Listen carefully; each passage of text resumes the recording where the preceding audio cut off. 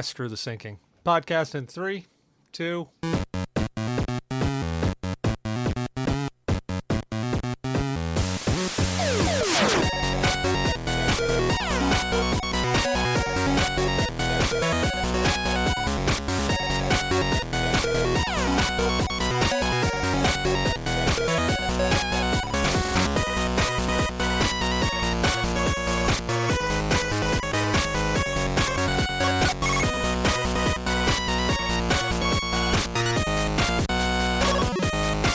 Welcome to the G.N.A podcast, Games, Nerds, and Alcohol, where I don't give a shit about sinking anymore.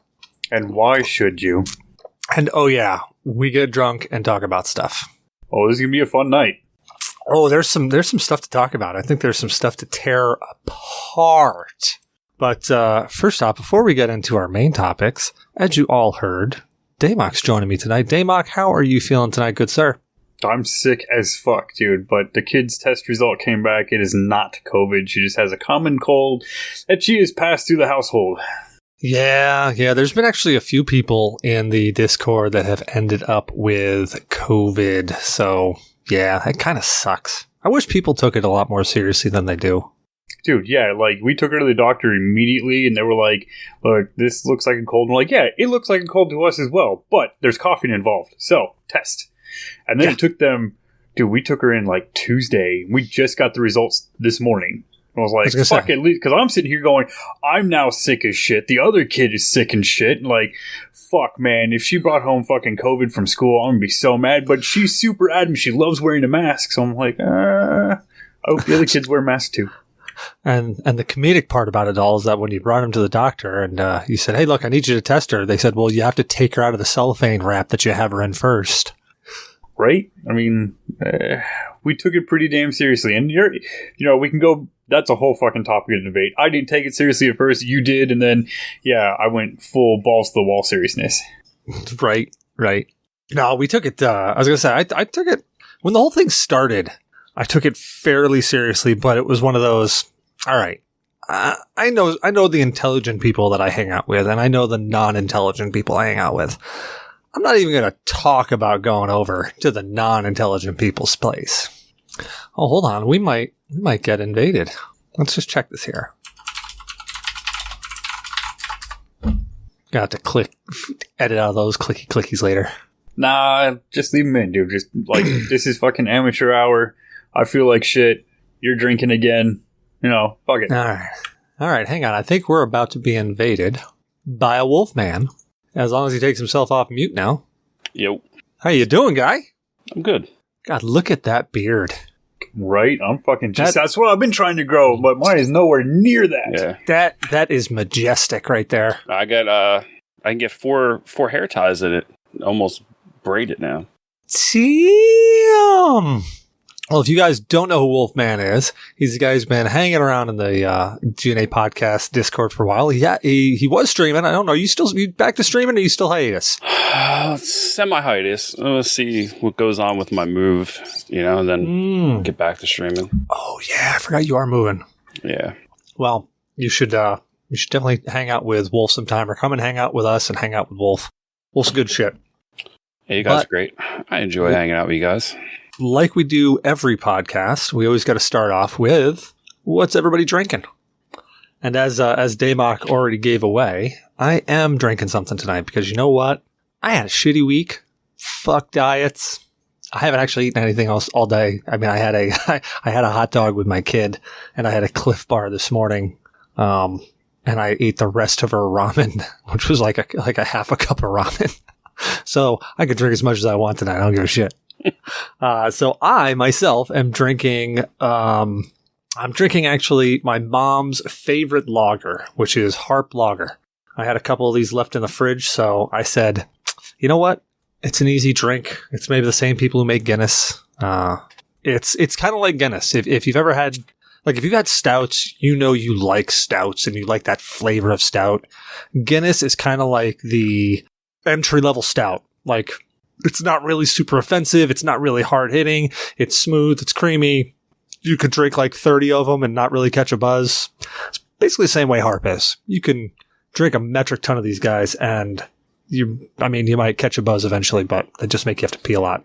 But because I actually do want to catch a buzz tonight, I also have a whiskey and Coke. I have some misunderstood whiskey here, and I figured, well, you know what? I don't know that I've mixed it with Coke. I've just been drinking it straight, but let me see if I can mix it with some Coke and see if that doesn't agitate the old GERD. Yeah, I'm old. It's called GERD. And you got to make the face when you do that. You got to like drop the cheek like that when you do it. Otherwise, it doesn't count. I mean, that's how the doctor described it to me too. It's like, yeah, you got GERD. I'm like, is that a requirement? Like the face thing? And he's like, yeah, you got to do that every time. I'm like, okay. But Damok, are you drinking tonight? I know you said you're sick. No, I am going to be the lame duck this time, which is interesting because I'm drinking just straight Topo Chico, man. Just mineral water on over ice. And I feel sick as shit. Took some ibuprofen a little bit before the show.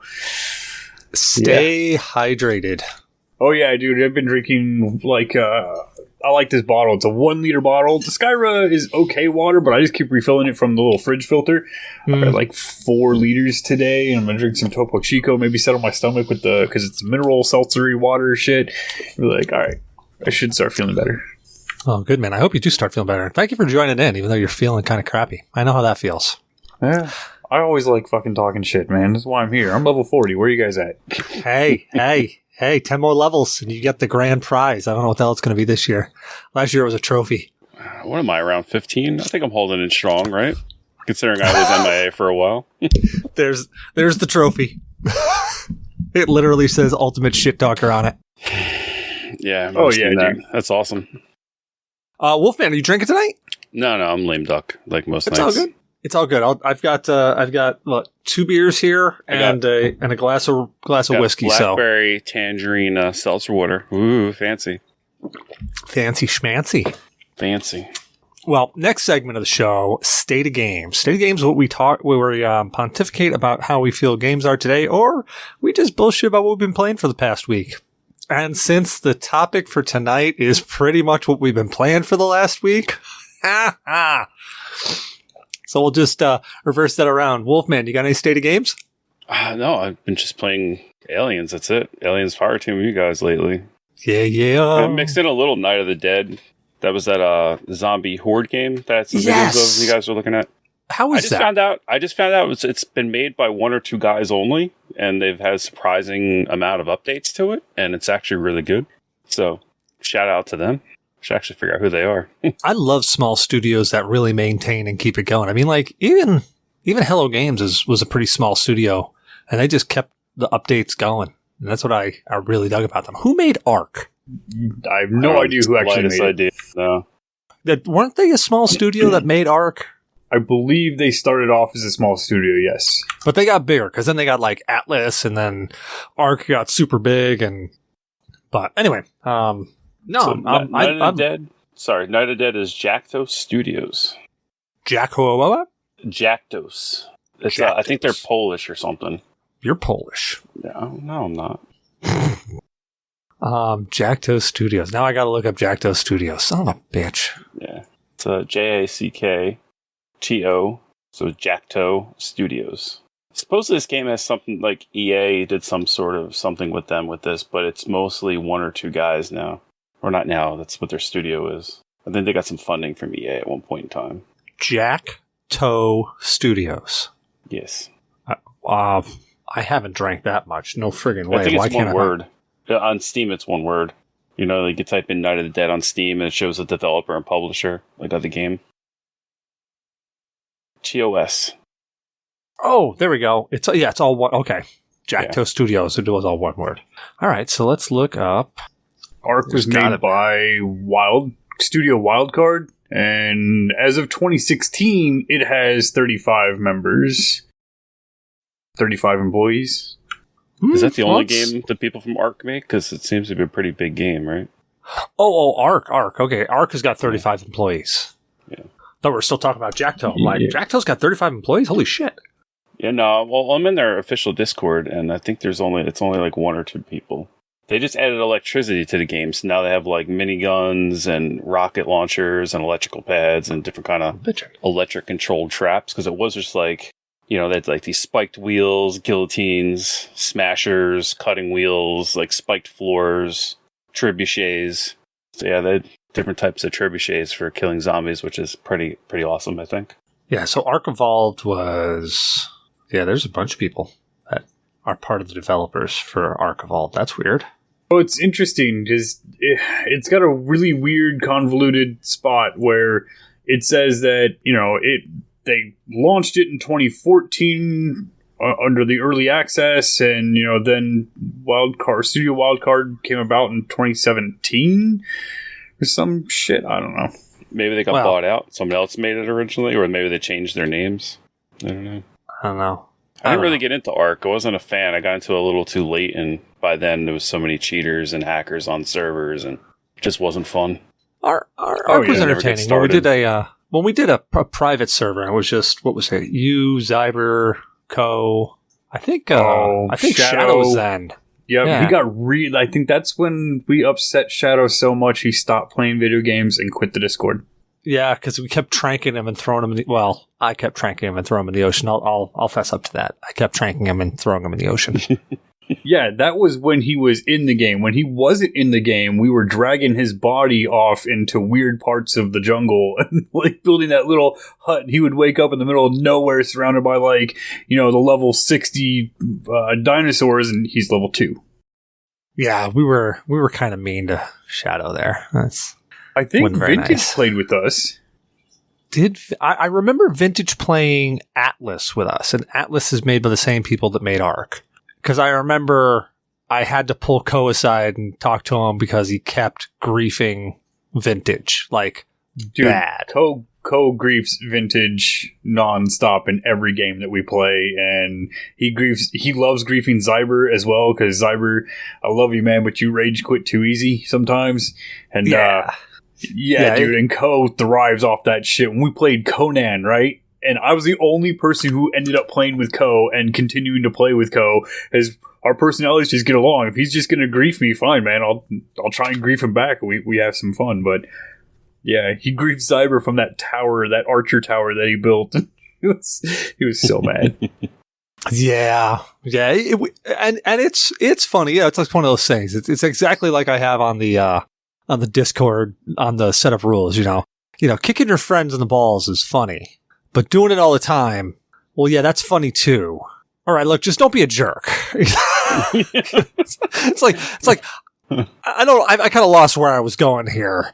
It's funny. Yeah, you were trying to shit on it, but being like, hey, don't grief your friends too much. But then you're like, but it is a lot of fun. Just don't be a jerk about it. Exactly. You like change your mind mid-sentence. It was great. It's like, don't do it. It's bad, but it's kind of fun. But really don't do it. No, it's still really kind of. Well, just don't be a jerk about it. Do it with some class. What about you, Damok? What's your state of games, man? Fuck, dude. I don't know. I thought I was playing something, but I'm not sure that I was playing it. RimWorld? Well, I've touched RimWorld, yes, because, fuck, dude. I almost said no podcast, and I was good about to boot up RimWorld and say, I'm just going to fucking do this. I don't feel good today. But no, here I am, and yeah, I've been playing Aliens Fireteam Elite until I beat it. Yep. I was going to say, my state of games is pretty much right around there. I've been playing Fireteam Elite. I said it last time, I have a soft spot for freaking Aliens games. I always have. I always will. Shit, I don't even know who I bought the game for anymore. Like, I literally went through and I see charges on my Steam account and I'm going, who the hell did I send that to? I know I bought it for Wolfman because all of a sudden I'm sitting there going, I see a charge. I'm pretty confident I bought it for you because I was drinking. I'm pretty sure I did. Then like 11:30 it pops up. He's like, yeah, it just popped up. Did you just buy it? I'm like, no, that sounds exactly like me. I'd set it on a timer for like 30 minutes before it released. Yeah, that sounds exactly like what I would do. But yeah, my other games I've been playing, Destiny 2, which we'll actually talk about a little bit tonight as well, because they started up crossplay. And if you've played any of the Destinies, you know that they've been platform specific. PC plays with PC, Xbox plays with Xbox, PlayStation plays with PlayStation. But they Bungie just just allowed crossplay between all the platforms. So I got some interesting things I want to talk about there, along with the updates that came along. I also found this stupid, like another soft spot I have, which I didn't even realize I had. You guys ever play Mega Man X for the old Super Nintendo? Yes. For like a minute. I don't really remember it too much. I played the like Xbox version on the arcade on a friend's Xbox. Okay, so Mega Man X was like, there was Mega Man, the original Mega Man or whatever. And then Mega Man X was basically like a leap into the future where Dr. Light built this robot, but it got like, I don't know, was he caught in cryostasis or some shit, and he got woken up because some bad shit was going down. Dr. Light's dead, and he's just like a freaking hologram that you talk to and you find capsules.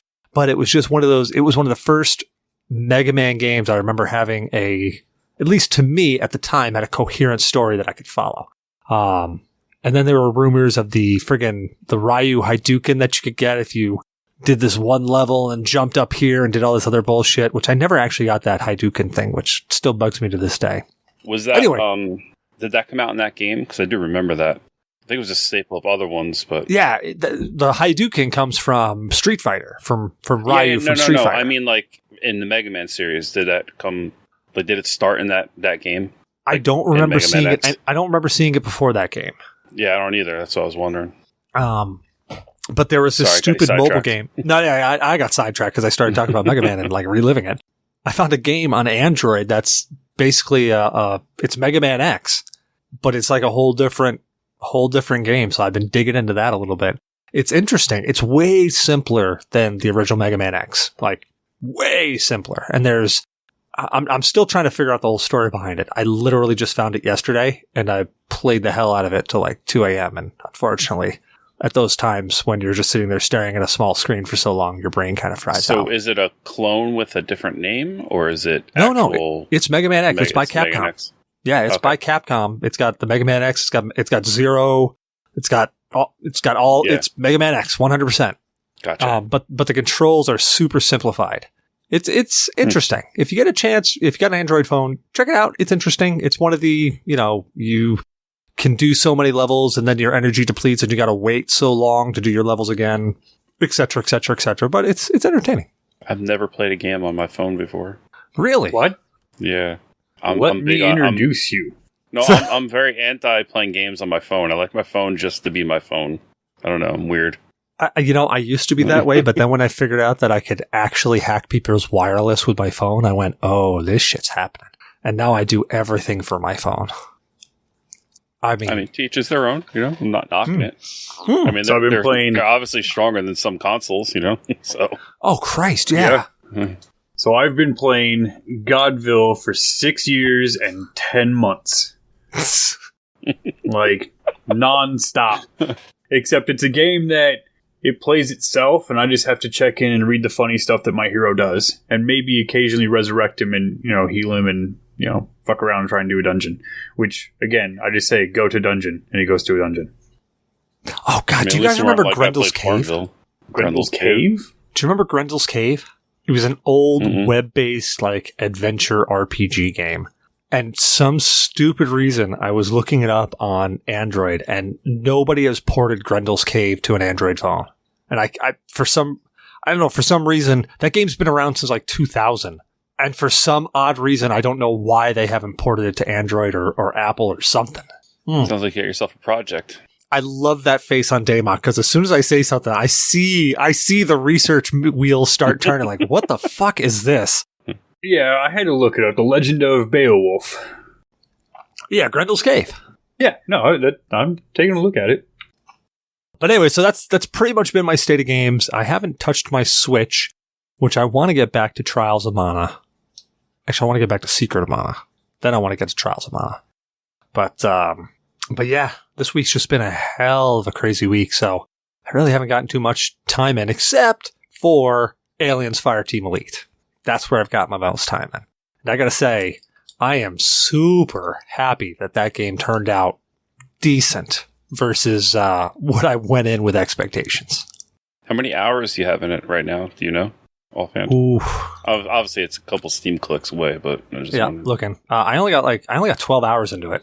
I thought you had more. So still a good amount. Grendel's Cave isn't exactly on Android, but the same developer makes Grendel 36, which is the 36-2048 Monster Tile Beowulf puzzle game by Grendel Enterprises LLC on Android. Yeah, but it's not Grendel's Cave. I'd say Grendel's Cave is so old, it's really hard to jump back into after all this time. But it's, God, I remember playing the hell out of that game. And I don't know what made me think of it and start searching for it the other day. But I was just like, damn, I can't believe this hasn't been made on Android. This is like, it's a perfect freaking game to be on Android. Holy shit, Ark is on Android? Dude, yeah, Ark went to everything. Mm-hmm. Holy shit, when they yeah, launched you're right. the company in like 2017, the official fucking thing, it took off all over the place. They put it on every fucking platform. It's on PlayStation 4, Xbox One, Switch, Android, Xbox Series and Series S, Mac OS, Microsoft Windows, Google Stadia, iOS, Linux, Mac operating system, even classic Mac OS. Holy shit, they really did port this to everything. I'm surprised I don't see something like DOS listed. Yeah, they went nuts, man. I mean, and the game took off and it's still going strong from my understanding. Like, there's a whole bunch of like crazy modded servers and everything. One of the kiddos, her dad runs an Ark server. And yeah, when she was down there for the summer, they sat and played that for a really long time. That's awesome. Yeah, Ark is, I don't know, that whole model is a really fun model of game to play. I don't know, but it's also frustrating as hell too, because I like a story, like a beginning, middle, and end, and those games are just really super open-ended. I mean, there are bosses in Ark, you go through the portals or whatever, and you fight the T-Rex with a mechanical whatever on his head.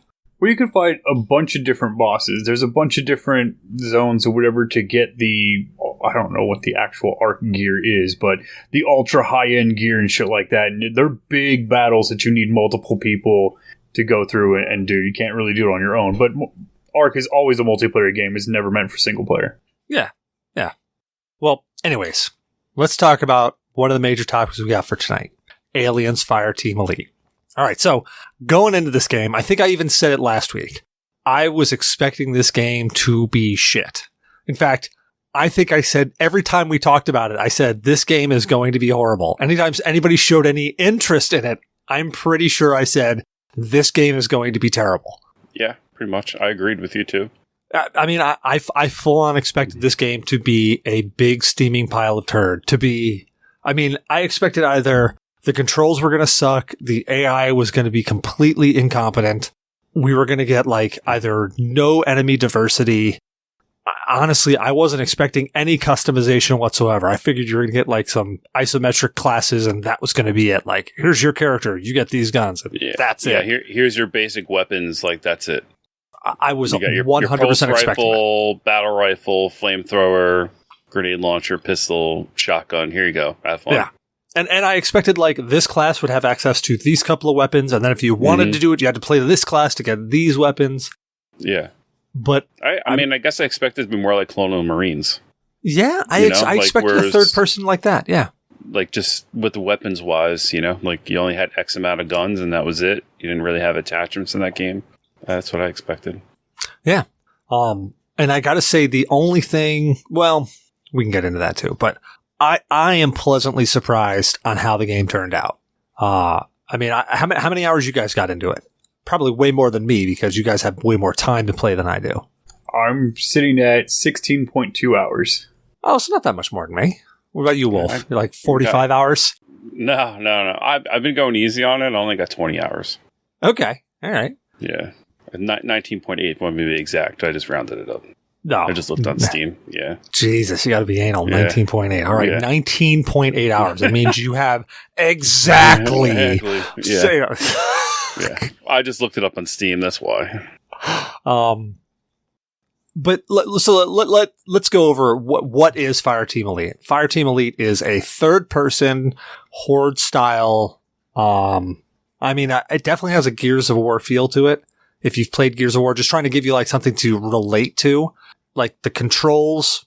When I play Gears, the controls feel that way. Yeah, but I felt the cover system in Gears actually was useful. I did not find the cover system in Aliens useful. No, until you got to the synths. Yeah, but not for fuck. I don't want to spoil it, but well, I would almost say it plays kind of like the older Halo games without the jumping. Because Gears, you got to like hold the A button to run, and it's like the controls are a lot different in Gears. Like I think they tried to make it like have a cover system like Gears, but it controls way different. I would say it's like a mix between Gears and some older Halo games. I think that's how it plays, but there's no jumping, like we said. It's just like Gears. You can only mantle over things and take cover. Yeah, like a third-person Halo. Yeah, that's how I would describe it as well, but it did have that weird cover system that was mostly useless. I will agree, that cover system is mostly useless. However, I found it incredibly useful when we got to synths, because those things that shoot back at you, like for the xenomorphs, I mean, look, you can hide behind whatever you want. It's going to jump around it, just maul your face off. Yeah, I mean, there's a couple spots when you fight Xenos, you can like take cover and fight them, but once you start getting overrun, the cover system's useless. Yeah, at that point in time. Oh yeah, 100% agree with that. Yeah, you can use it to hide from the spitters. I mean, that's about it, I guess. You know that is handy to hide from this. You know what? Also, the cover system worked for. If you hide behind cover when one of those bull alien or whatever charges, it will actually like deflect off of the cover and bounce away from you, depending on the angle. Yeah. The dodge lately, I've been using the dodge a lot more. Yes. Like starting to get more used to the game is actually really handy in that, surprisingly. Yeah, the roll. Yeah. And I like that they gave you a stamina chart for that, too. Yeah, you get like three. You get like 3 of them before you have to regain your... Or, well, I guess you regain it regardless, but you know what I mean. Yeah. You do 3 it's a couple seconds before you recharge. Yeah. Yeah, so you could do 3 rapid fire. Yeah. Yep, 3 in a row, then you got to wait. Yeah, no, I started doing that when the warriors, you know, you hear that, I like the little noise, and you're like, oh, fuck, here comes a warrior, right? And you let them get all the way up to you, and then it doesn't matter which arrow key you're doing, you know, you just hit the space bar, and you roll out, and he's stuck. It confuses the alien, or it confuses the AI. I don't know if it's a game mechanic, but he pauses for a second and goes, oh, shit, and then he turns and charges again, and you can just outroll him the whole time while the rest of the party shoots him down without using your special abilities. Yeah, I mean that's the idea, the theory. Doesn't always work, but no, it's not a perfect system, but wow, it works most of the time. Yeah, as long as you have a competent party. Yeah, no, I was just thinking I was trying to do that, and I had the like one real player and a synth, and I must have rolled like 6 times, like, and just kept getting beat up by the alien. Like they just couldn't get away from it. That's why I was laughing. I'm like, yeah, it works sometimes. The synths. We'll get into that later. The AI synths. Well, I was gonna say it's actually, I'm surprised. I wasn't expecting it, but there is an actual story in the game. I honestly was expecting just a complete multiplayer. You charge in with 3 friends and you're just doing a basic horde mode walk through the entire game. But there surprisingly is a storyline. And it's not only told through the campaign missions, but it's also told through the intel that you pick up. Yeah. So there's, I think, 9 pieces of intel per mission set. So there's 4 mission sets or 4 campaign sets, and then each one of those has 3. I think it's 50 total. So I saw some achievements, like 25 and 50 intel. Well, there's also 3 or 4 that you pick up in the hangar itself. Yeah. Yeah, there's 3 of those. When me and Wolf were playing, he was like, man, it's in the ship, the Endeavor? I'm like, okay, well, let's run around and find it. Yeah, they're the intels are cool, because the intels don't just... What I liked about how they did this was when you pick up a piece of intel, or you pick up whatever it is, it doesn't... It's not like the normal... Here, go into your inventory, read the flavor text. You actually go back to the Endeavor, and you actually find somebody to hand it back to, and then you actually have a little conversation about it. I mean, it's not huge, it's not groundbreaking, it's not anything else, but I will tell you, it annoys the hell out of me that they didn't bother to animate lip movement in the game. That's one of my biggest complaints. I'm not the only one that caught that. Like, literally. No, it bothered me right off the bat. I don't think it really bothered me, but it would have been nice. Like, it's just the little fine touches, the little polishes in the game that would have made it better. It would have, and I'm playing devil's advocate here. I can understand why they didn't, because if they did the lip movement and it just was like, it was Mass Effect Andromeda, I'm pretty sure people would have just roasted the hell out of this game and called it Mass Effect Andromeda. That's what that reminds me of. It reminds me of the Mass Effect, like when you talk to people. That's what I couldn't think of it a little bit. You don't have like the little wheel or whatever like for your choices, but Yeah. There is no choice system. It's just basically it cranks through and tells you here it is. And I think I unlocked a skin or two also from turning in Intel. I've unlocked a couple things. Yeah, right. So that does help. Oh, I didn't even realize I could unlock skins through that, or maybe I didn't pay attention and realize I did it. Yeah, it might have just thought it was from like leveling up. You know how like when you come in and you always like have all that stuff, you don't realize you're just kind of clicking. Yeah, I could have easily done that. Easily. Yeah. So you start off the game and you've got the campaign missions and you've got to unlock the campaign missions and you walk through and you can go up to, I think you get casual, standard, and intense right off the bat. Yeah. And then when you beat the game, you unlock extreme and insane difficulty. Fun fact, unless you got a super competent team, don't try either extreme or insane. They're intense. Or even intense at that fact. I mean, we had fun with it when we first started. We went right into intense, but we didn't finish. I was going to say, You get the right combat card. Yeah. Well, I was going to say, yeah, we jumped right into it. I lovingly forced you both, or it was you and Vintage Wolf, to jump right into friggin' intense. And well, first off, you didn't force me. I was game. Vintage was forced. I was all about it. Yeah, you were good. Vintage, it was like the first time doing anal. We did. It did turn into a nice farm because like we kept farming to like that orange box where you usually get like a card or a weapon part or whatever. We kept getting to there, maybe a little further, then dying and restarting. So we managed to keep getting these boxes and like actually farming out attachments and stuff in the process. And got we actually decent XP. So we got really good XP actually out of those first two runs. So it helped level my character up when I started playing like the actual like standard edition or standard mode, I should say. So yeah, well, we went to standard after playing intense. Standard was like casual, like it was so for the most easy. part. Mm-hmm. I mean, it had its moments, had its spots. Some of the holdouts got a little complicated, but even the intense regular gameplay in certain areas was kind of hard. Yeah. Oh yeah. What was I going to say? My brain just melted. Oh, storyline. So the one thing that I liked, and this is a spoiler, so if you're going to play the game and you haven't played the game and you haven't made it through at least the third mission segment, because they do the priority one and then there was a second one and then the third one. Yeah, it's campaigns. They break it down into, is it 4 campaigns? Four campaigns. Yeah, acts, campaigns, whatever. There's 3 missions per. Yeah, each campaign has 3 missions, yeah. Yeah, so if you haven't made it to the third campaign yet, you might want to turn me off. But I like how in this... So there's a big divide in Aliens fandom. The Prometheus side that kind of... I don't know what's the word I'm looking for? That embrace it. Fucking whack shit. Well, no, that they embrace the Prometheus side and that storyline of it, and the side that just go, no... That fucking doesn't make sense. I'm not including that in my Aliens lore. They embrace the canon lore of Prometheus compared to the lack of it in the other movies, I guess you want to say. Exactly. So in Alien and Aliens, and even Alien 3 and Alien 4, they never answer the question of where do the xenomorphs come from. And in Prometheus... Well, I mean, all you know is they come from Weyland, basically. Weyland Industries. That's about as far as... Yeah, that's about as close as you get. But you find out that they come from Weyland Utati or whatever. Yeah. In the 4th movie because they're experimenting on them, but you don't really find out the origin completely of them. Yeah. No, I'm saying like the current aliens you find were either already at a place depending on the movie, or later on they were being made and bred, and that's about it. They don't go into like backstory how they were created. So. Exactly. And Prometheus gives you that with David, and that they give you that story of, between Prometheus and Alien Covenant.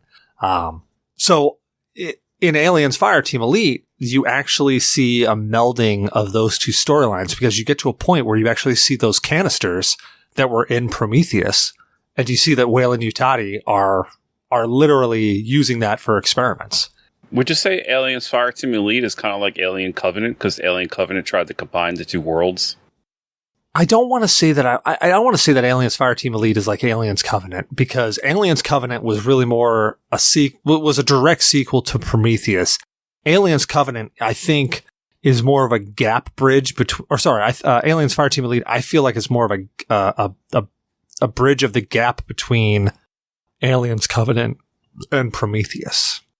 Like, there's still a lot of questions there, like, how did Weyland Yutani get a hold of those canisters? Like, where did that come from? And I think that could be explained.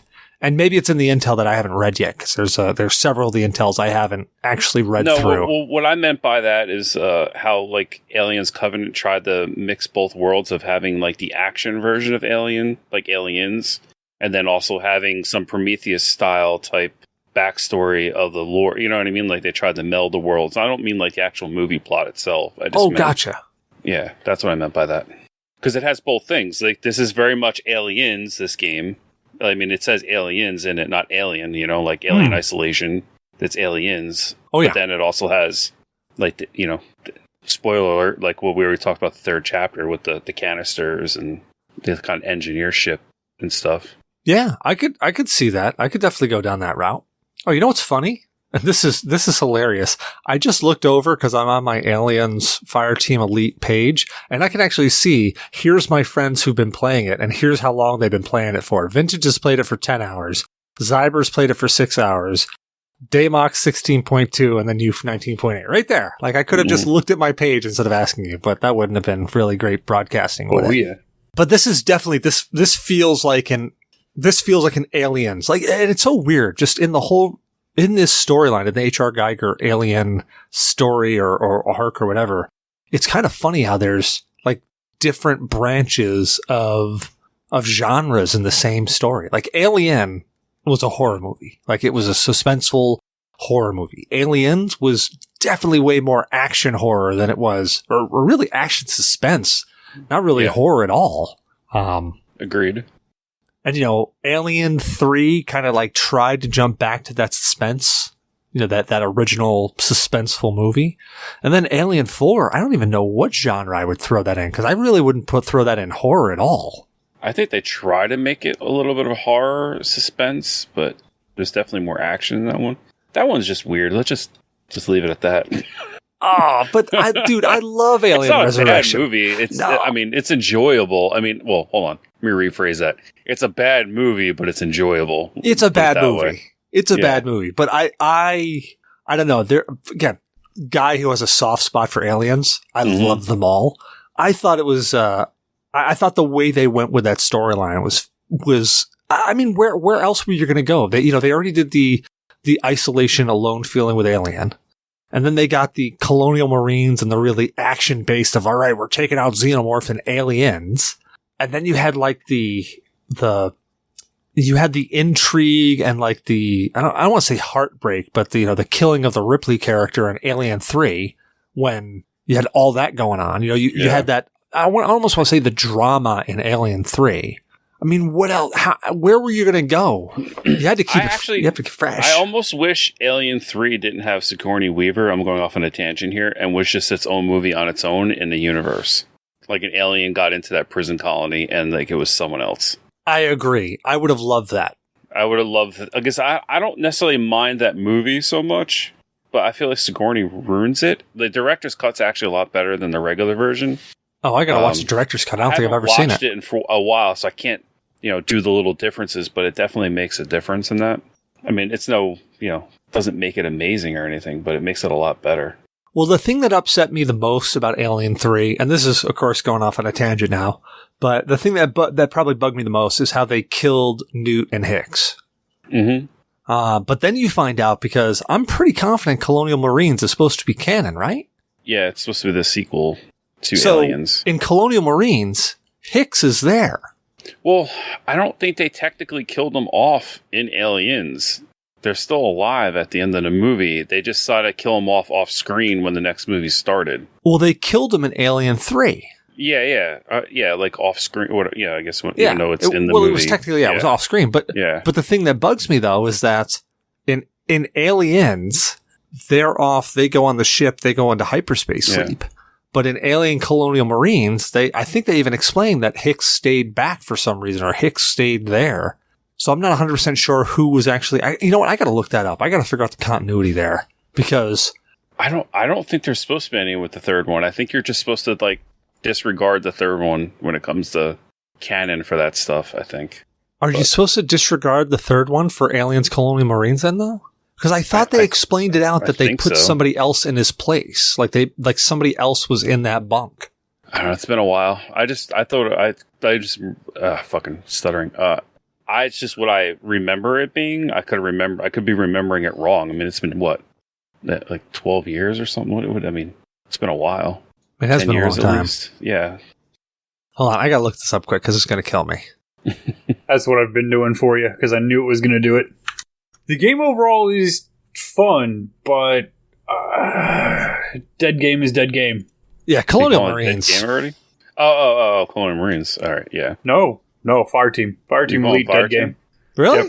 Well, you always say dead game to every game that comes out. So it's not cross-platform, right? It's not cross-platform. Well, they call it cross-platform, but it's because PlayStation can play with Xbox and vice versa. But it's not cross-play. No, they can't. No, they can't. PlayStation 4 can play with PlayStation 5. Xbox can play with the new Xbox, like the older, like Xbox One can play with the Elite or whatever. They fucking confusing Xbox names. But there's no actual cross-platform. It's in. Well, I think they call it cross-platform because you can do PlayStation. They have stupid fucking wording. We argued about it earlier. It was like, God damn, is this wording so fucking stupid? What we argued about earlier is originally, like I said, I read the article that they said they had no interest in any cross-platform whatsoever. But I guess now after the game was released or right before, they did another article and they're like, well, we'll look into it. They left it open. Like Cecil found the article, then we found it. You found it, Damok. Like we were talking about it. All right, so I found it. What happened to Hicks after Aliens? In the beginning of Alien 3, Hicks is said to have died in the crash landing. However, the events of the 2013 video game Aliens Colonial Marines revealed that Hicks was never in the crash ship. Instead, he had been awoken from stasis to help fend off an attack from the Weyland Utah mercenaries. So he actually didn't die in Alien 3. So my question now, who the fuck was in that pod? Well, yeah, it changes canon. I think at the time it was supposed to be. Yeah, it was supposed to be. Yeah, he was supposed to die Hicks. in Alien 3. And that bugged the shit out of me. Because Hicks was like really one... Between him and Hudson, when Hudson died in Aliens, I seriously was upset. Because I was like, man, game over, man. Like, I like that dude. It gives him the ultimate line ever, though. Like, because of that. You know? What, game over? Yeah, game over, man. Like, yeah, but he said that before he died. That. I know, but it immortalizes it after he dies. Like, you know what I mean? Yeah, you got a good point there. If he doesn't die, that line doesn't have as much meaning as it did. I've used that line, mimicking Bill Paxton in so many ways and so many times. You kind of in like all his movies. In a lot of his movies, he dies actually. If you think about it, does he? Yeah, he dies in Predator 2. Oh yeah, he does die in Predator 2. He dies Near Dark. He died in Frailty. I'm trying to think. He died in Terminator. Oh yeah, he did die because he was. I forgot he was a Terminator. It was the beginning. Yeah. Actually, isn't that his clothes that he steals? There's that trick question that's like, who's the only guy that's been killed by a Predator, Terminator, and an alien? And it's Bill Paxton, but technically you can throw in Lance Hendricks because he was in Alien vs. Predator as well in Utani, but he's technically a synth, I think, when he died in that movie. I don't remember. So people say, asterisk. Yeah, so now after this show, I'm going to be digging in to figure out, like, what the hell is Hicks' storyline. Or who the hell was in the ship in Aliens 3 then? Because if he wasn't there, who the hell did they stuff in his place? And fucking killing Newt. Like, really? Like, you spent so much time building that character's story in Aliens. And in the I don't know if it was the director's cut or the whatever it was. But there was another cut that came out that had a whole intro scene with Newt and her family where like they explained a whole lot more with Newt and her family. Like, just the amount of time that they spent with Newt developing that character just to nuke her in Alien 3. That bugged the shit out of me too. But as we digress from Aliens Fireteam Elite, it's once you start talking about aliens, you can't not talk about you can't not talk about the movies. See, I've seen the movies once when they came out, and never again. Oh man, I liked Aliens vs Predator, but I read the comic books surprisingly. But the comic books, not the movies. The movies were fucking awful. Okay, first off, comic books were good. Backtrack. You got to read the books. There's 2 books from AVP that you got to read. Prey and Hunter's Planet. Prey is friggin' fantastic. Hunter's Planet is a little off the wall, but Hunter's Planet is good. I think there was a 3rd AVP book, but to be honest, meh. Predator Concrete Jungle is a great book too. If you haven't read that, that's actually a great book. It's a great video game also. Yeah, but it had nothing to do with the book. I don't know. I'm just saying it's a great video game. When that game came out, I was so excited because I loved Predator Concrete Jungle, and I was so excited when I saw the game coming out. It had nothing to friggin' do with the book, and I'm like, oh man. I know we're getting sidetracked, but does Predator 2 have anything to do with that book? Because technically Predator 2 is like Concrete Jungle in a way. No. He's in a city. No, well, it is in a city, but Concrete Jungle, the book, really went into the backstory of the whole and I forget what they're called. They're Yanati or Yukati or whatever the hell they're called. Yeah, I don't know how to pronounce it. I know you're talking about I don't either, and I've read the book so many times, and I still can't pronounce it. I probably should just look up how to pronounce it. But anyways, it goes into their backstory or their culture. You know, the females are larger than the males in their culture. They were described in the book as, like, literally during mating, a male could be thrown across the room just because they were having an intense sexual experience, basically. It went into a lot more of their culture and backstory. It was just like, well, that's interesting. But in so Alien vs. Predator, in the book Prey, you start off with who is the chick in AVP? The actual chick's name? Fucking no clue, man. The black girl, the main actress. Yeah, I don't what was know. her name? I mean, I can find out in a minute. It's gonna kill me now. Yeah, I don't know. I read the comics as a kid and thought it was really fucking cool. Well, the comics actually were the start of it. So Prey was a novelization. Lothan? No, that doesn't sound right. No, I'm looking at it right now. The cast. I just typed it in. No, I thought that she was. Her name in the game is Alexa Woods. So in the AVP comic books and on the books, it was Mochoko. Oh! I think you meant the Noguchi? actual movie. Yeah, you're talking about the Asian. She's like an Asian. Yeah. Like almost like Yakuza type. Yes. Where she turns. Yeah, I know what you're talking about. I wish they would actually make that into a movie. I've been talking about that for a while with people. Well, I know a little bit about that through comic books of her storyline. There's actually another female too. Well, there's actually, as I said, there were 3 AVP books that came out: Prey, Hunter's Planet, and War. And at the end, so in Prey, basically the predator. So you find out that the predators actually take the xenomorph eggs, and they have a queen. They take the xenomorph eggs. They actually seed a planet, and then they go and hunt the xenomorphs. That's like their big hunt. They call them hardmeats. And that's their big hunt to, become a man. Their rite of passage. Exactly. From boy to men. Exactly. So they use that as send them down in groups of 3, right? Is it just like the movie? Is that legit? Yeah. I can't remember how many they sent down, but I remember that they send down an elder, and I put in quotes an elder, and then some initiates. So basically, like, it's a guided tour into manhood type of thing. And in the book Prey, you had the one guy and the one predator, and his name was I forget exactly what they called him, but it translated to Broken Tusk because one of his mandibles were snapped. Yeah.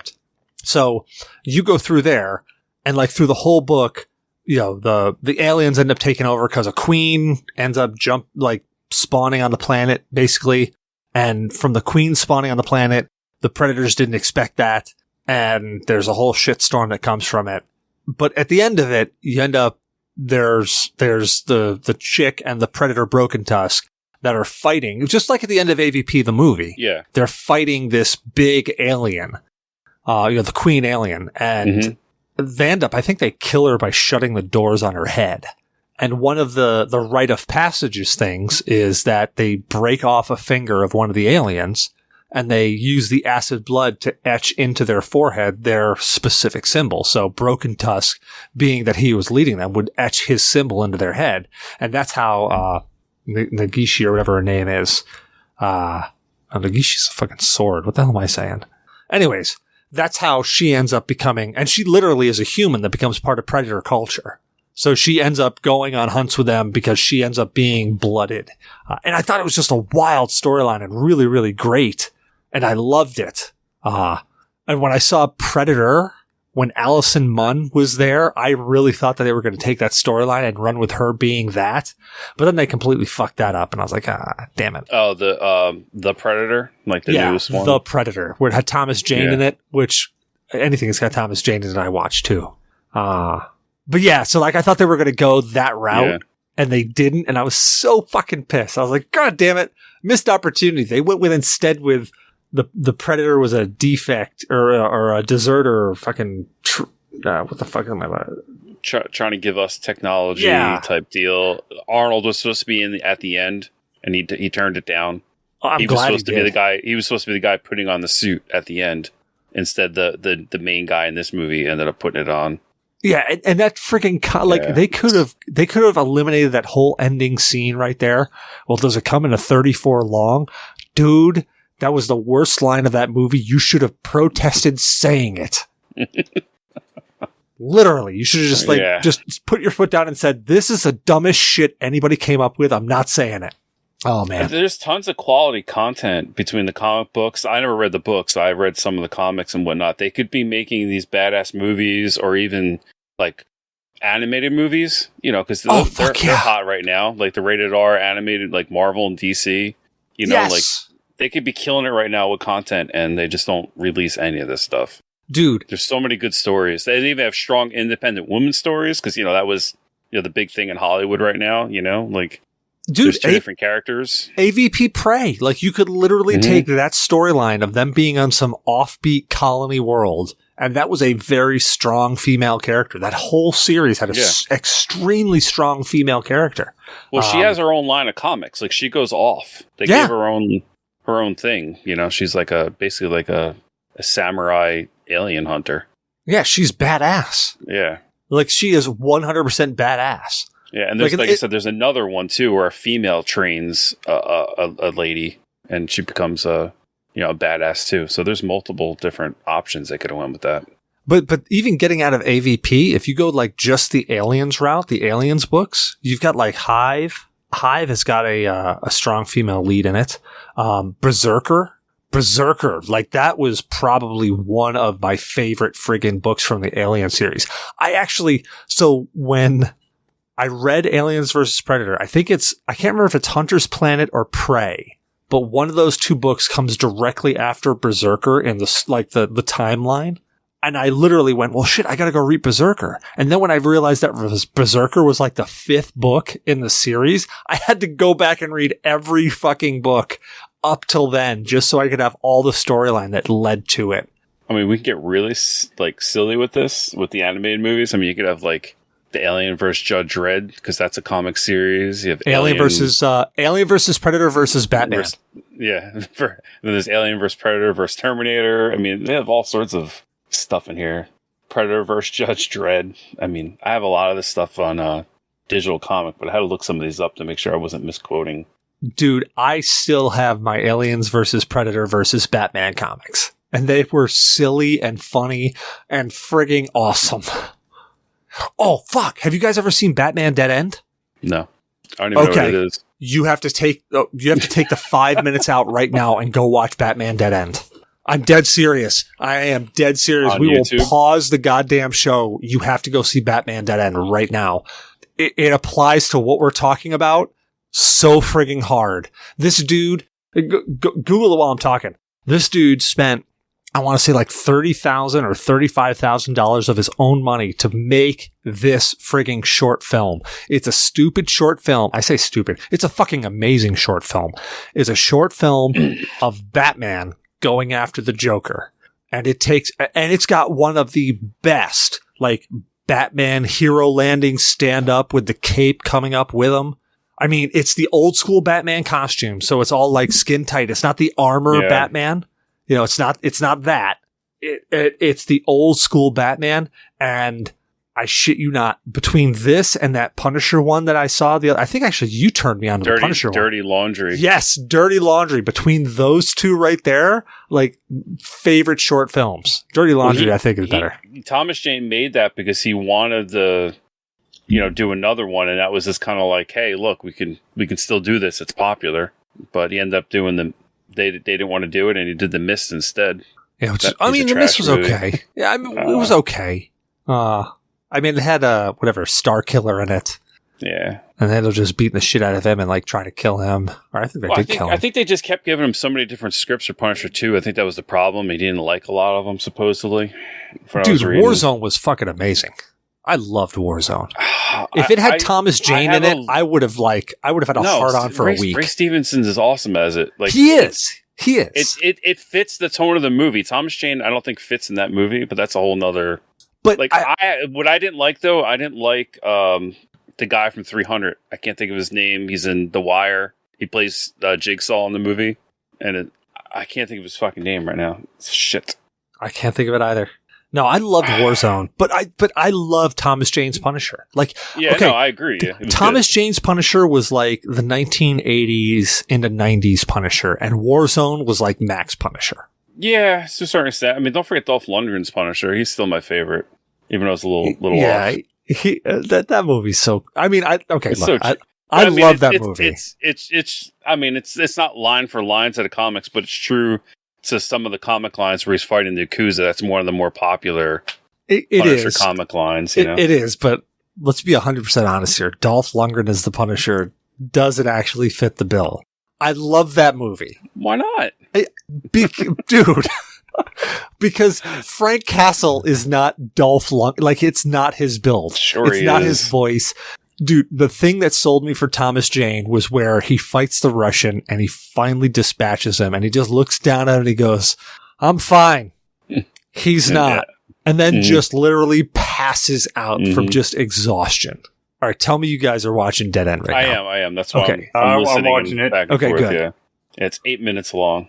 All right, 8 minutes. I can bullshit for 8 minutes. Seriously.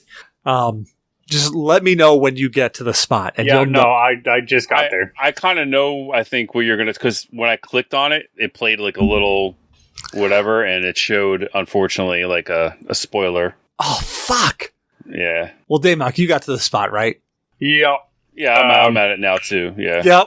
Yep. You know what I'm talking about. 3 minutes in. As soon as you get there. And the thing is, if you watch it, like, as soon as that spot happens, and this is the part that I love about it, Batman acts exactly like Batman. He immediately, what's the first thing he did? Took out the ranged weapon. Yeah. Oh, okay. So I was like, the first thing he did, recoil. No, he took out the ranged weapon. Yeah, when he links up with Predator, he does, but Alien came first. That's why I was thinking, like, which part are we talking about? Well, so Alien shows up, and then, you know, immediately the Predator shows up. He's got, like, the Adam West suit. Yeah. I told you, the old school suit. Yeah, like, super old school. Yeah, no armor. It's just literally a skin-tight Batman suit. I didn't get, like, a good view of it earlier, but now, like, as he's fighting the Predator, you can see it better. Did you see that stand-up that he did with the cape? Yeah, that actually was really nice. Yeah, it's pretty cool. That is, honestly, in my opinion, by far the best cape stand-up for a Batman, like, across the board. I don't think anybody's done it better. He looks like Dracula standing up. He does. Did you know, though, that that person that plays Joker is, I think, the brother of Sulu from Star Trek? Nope. He actually, and I thought he played for the short scene he had, I thought he played a good Joker. Yeah, it was an interesting Joker, but he was only there for a minute and a half? Yeah. What's wrong, Bats? Can't take a little joke? I thought it was good. Oh man, is there another alien? See, here we've gone way off on the lore, and now we're watching 8-minute fucking short films, and we have talked about the game. We don't like that the people don't have lip animations, and it's not cross-platform or cross-play. Let's talk about this. Good stuff. The music. the music in the damn game? You guys told me that it was awful, so when I first got into the game, I don't really like a lot of video game music to begin with. I think a lot of it's actually shitty now. In the past, I always thought it was great. Moving forward, video game music I always just fucking turn down because I'm trying to hear everything else anyways, especially when we're, bullshitting Discord and playing a video game. So I've not listened to it. Okay, well, good for you, because I left it on because I'm the guy. I want to get the whole experience. The music was their only spot that I feel was just a dead spot. We started up and the first thing I said was, what the fuck is this music? Like, seriously, what the hell is this? And that actually started my whole oh man, this game is going to suck so bad. The music is so horrible already. And then thankfully it took a good hard turn into, this was fun. I mean, there's a lot about the game that I don't like, but overall, I'd give it a 7 out of 10. Maybe an 8 out of 10 if it had crossplay support or it had more of an end game, I guess. Because at this point, even with the horde mode, unless I'm trying to max out the guns for no reason, or the characters. So it's like a 7 out of 10 for you normally, and then 8 out of 10 if you're playing with your friends. Yeah, if I'm playing with friends, it's 8 out of 10. It's a lot of fun that way. I don't like the matchmaking system. Either there's no one else playing the fucking game, or it has a really shitty matchmaking system, because it will match me and it will immediately put somebody else, and I'm like, sweet. And then that fucking timer will count down, and I wait till 11 seconds, and I always have to back out of it because it puts a fucking AI player there. And if I go back into it, it auto-populates 2 fucking people right then, and I'm like, I don't understand how this shit's working. Well, it's a honeymoon period right now with the game too, so there's probably a lot of people playing it just in general. Their matchmaking is a little bit weird, because I've gone into games where all of a sudden I've got one person and an AI, and then all of a sudden I've gone and I've had 2 people and an AI. I've had no people, so I've gotten all AI, and it's been super weird. But I think I agree with that score. I would give it a 7 out of 10. I would probably give it a higher score if it indeed was that there was more people to play with. Some of the randos that I've got to admit, the randos that I've dealt with haven't been that bad. In other games, you lucky fucker. I was gonna say, yeah, I've played with some blueberries in some other games, and they have just been absolute trash. I've been 50-50 with the randos. So I've been a lot higher. I've been probably in the 75 percentile with randos. I've had a couple of randos where it's been like, wow, what the F are you thinking? Or they quit midway through a match, which I can't quite judge there because, I don't know, maybe their girlfriends came over and said, hey, I want sex now. And they're like, fuck this game. I'm going to get laid. I can't judge. I don't know. I know that if my wife came over and said, hey, it's time for sex, I'd be like, guys, podcast over, going to get laid. But that doesn't happen, so I don't have to worry about it. With the randos, so I know you guys and Vintage played it just after launch, right after midnight or whatever, and you had some fun with it and everything. I played it the next morning. I was like, let me boot it up and see how this game is and everything, and let me familiarize myself with it before I try and jump in and play with you guys. The very first match that I played with people who have never played a fucking shooter game before in their lives. It was the worst time. I was like, no, that's got to be a one-off. And it mostly is. I will say I will not play in a game where it's me, another person, and AI on our team, because that AI is fucking useless. But yeah, playing with 3 people is fun, but I'm on Wolf's thing. It's a 50-50 mix for me. So I found that the AI was useful on casual or standard as long as you played incredibly conservative. If you played like me, I run in with a shotgun and just start shooting stuff willy-nilly. Yeah. But as soon as I was with AI players, I toned it back a lot, and it's like, oh, that's how I can make these AI players work. I'm noticing because all right, so I have 2 more missions before I beat the game. Like, I've just been toying around with different weapons and replaying a lot of the older missions. Like, I still haven't fully gone through it yet. So, the further I get through, and if I have AI with me, I'm noticing the game get a lot harder than it was earlier, which it should, but the AI doesn't seem to get better with you. That's accurate. You know what I mean? So, like, I get better and I keep leveling up and my battle rating keeps going up because the game has a battle rating, kind of like Destiny and some other games where the more perks you unlock and lock things, they all have a rating to them, all your attachments and whatnot.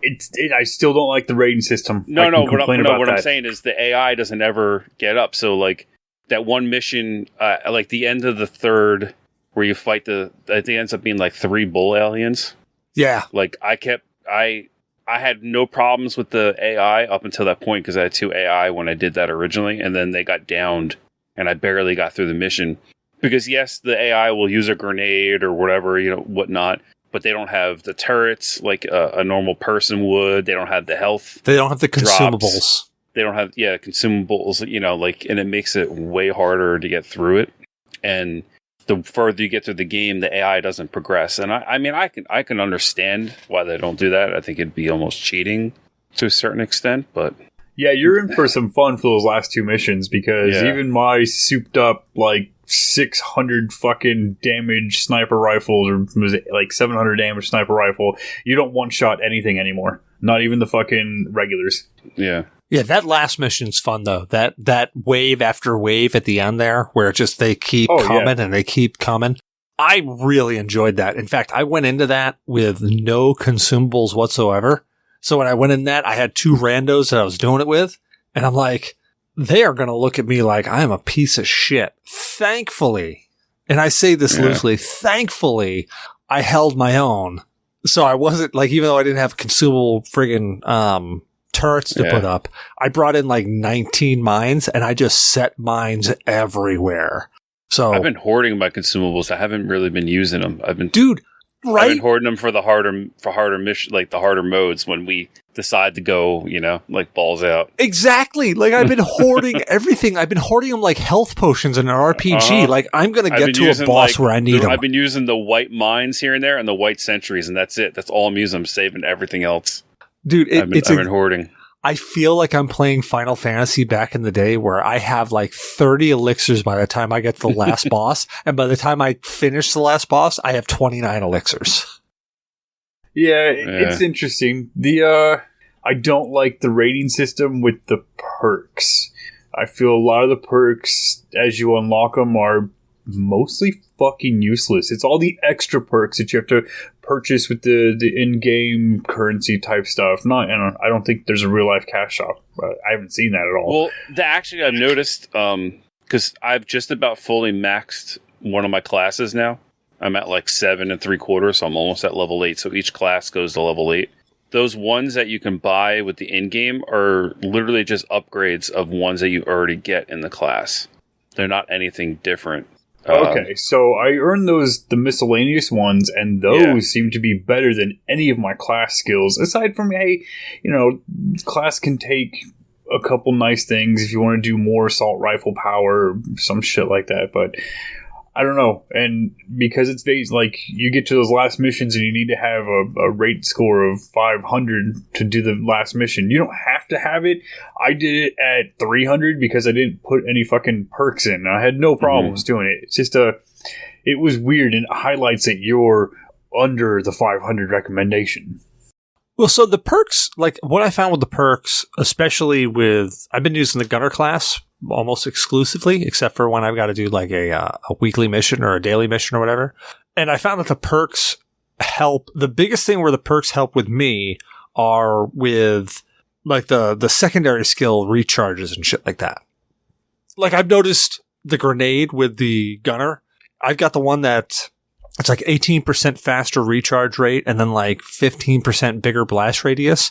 And I've noticed that the bigger blast radius actually does help, because when I was running horde mode and I started playing around with some of the skills, I would launch a grenade over into a spot where they were spawning, and I would typically get like 7 or 8 kills with that grenade.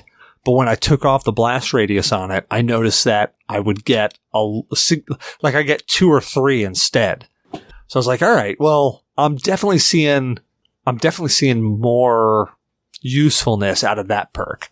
But I haven't played around with all the perks yet, though, so I can't I can't honestly say whether the perks are helping me or they're hindering me. I'm assuming that they're helping me. Like, I've been mainlining the demo class. That's about it. I have like a level 2 technician, but everything else, I didn't even use gunner yet. You know, I used the doc class once just to get the one daily done. That was it. Yeah, me too. So I just been mainlining the demo class, and I see the differences in my class. Like, and the actual perk system's a lot more complicated than it looks like when you just look at it. It's way more in depth than you realize, because you actually connect the lines like a circuit board. Yeah, and they either affect one or the other, like of your because every class has 3 perks. One's kind of like a passive, and then the other 2 is like an ultimate, and then the other one is almost like a grenade type, usually of some sort. Yeah, like the demo's got the rocket launcher. The gunner has a grenade. The doc, instead of having one of those 2, they've got a little plant that they put out that heals everybody. Yeah. I fucking hate that thing. I don't like the mechanics of that. It's super hard to get the hang of, but once you, really, when you get a doc in your party, the whole point is that the doc, literally, he heals you. He does everything. Like, he heals you. He's going to put down, if you need a med kit, he's going to med kit you and then go pick up another med kit to charge his med station. As soon as you get into a spot where you're in a holdout, he drops the med station so you can keep dipping in there and get more. Yeah. But you've got to focus. I think that's where this tactical game really comes into light, because you've got to think, all right, if I've got a doc on the party, I've got to let them do that job. They are a true support class in this game. Okay. I haven't played with a competent doc, and I've only played doc 1 or 2 times just to do a daily. Well, that's the thing, though. It's it's not just about, am I playing with a competent doc? You've got to be playing with the mindset that you have a doc with you. When you go and you find med kits, you don't just jump over and be like, oh shit, I'm low on health. Let me use a med kit, and then let me pick up this med kit. No, you got to be in the frame of mind of, hey, doc, heal me. Okay, go grab this med kit to charge up your heal station. And it's really, there's a little more of that. The other biggest issue with the game, the no chat system. That is fucking annoying. But you know what? I got to assume that they knew Discord was out there and people are using Discord. No, bullshit. You still have to have something. You could at least be able to type. Yeah. You at least could have typed in there with the enter button. Come on. You know what? I do wish, that's one of my favorite things about Friday the 13th is that their whole chat system really makes that game. It enforces that isolation in Friday the 13th where you can't talk to anybody, and almost using Discord feels like it's cheating, like Among Us. Well, you know what's funny is when that game first came out, and I started playing it, I don't think Discord was as popular, or at least it wasn't with me. I mean, maybe it was, but I guess I kind of got in Discord a little later than most people. So we would use Steam Chat, and it would actually ban you from using the Steam Chat while you're playing the game. So you couldn't cheat. So you had to use the in-game walkie-talkie system. And that's the thing is, I absolutely love. It was awesome that it did that. Yeah, I love the way Friday the 13th did their chat system, because it was a proximity chat. If you got close enough to somebody, you could talk to them. If Jason got close enough to you, they could talk to you, which was funky as hell. Or they can hear you if he's in stealth mode hiding. Exactly. He could hear everything you're saying. You're like, oh, well, there's some people around me. Let me just kind of wait here. And, oh, no, I just axed him. But that whole thing of I can't talk to anybody really enforced that isolation of that game.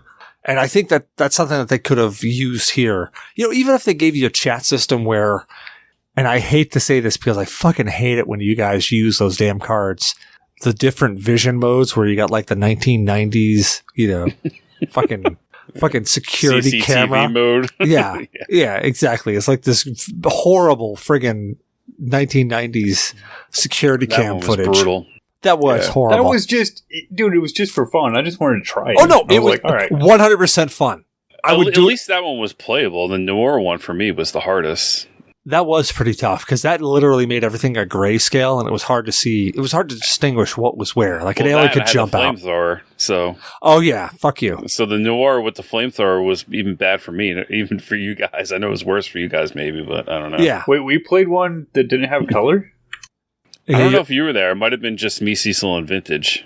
Yeah, I'm colorblind as fuck, dude. Yeah, he's colorblind. I would have rolled with it. He couldn't have figured it out anyways. Yeah.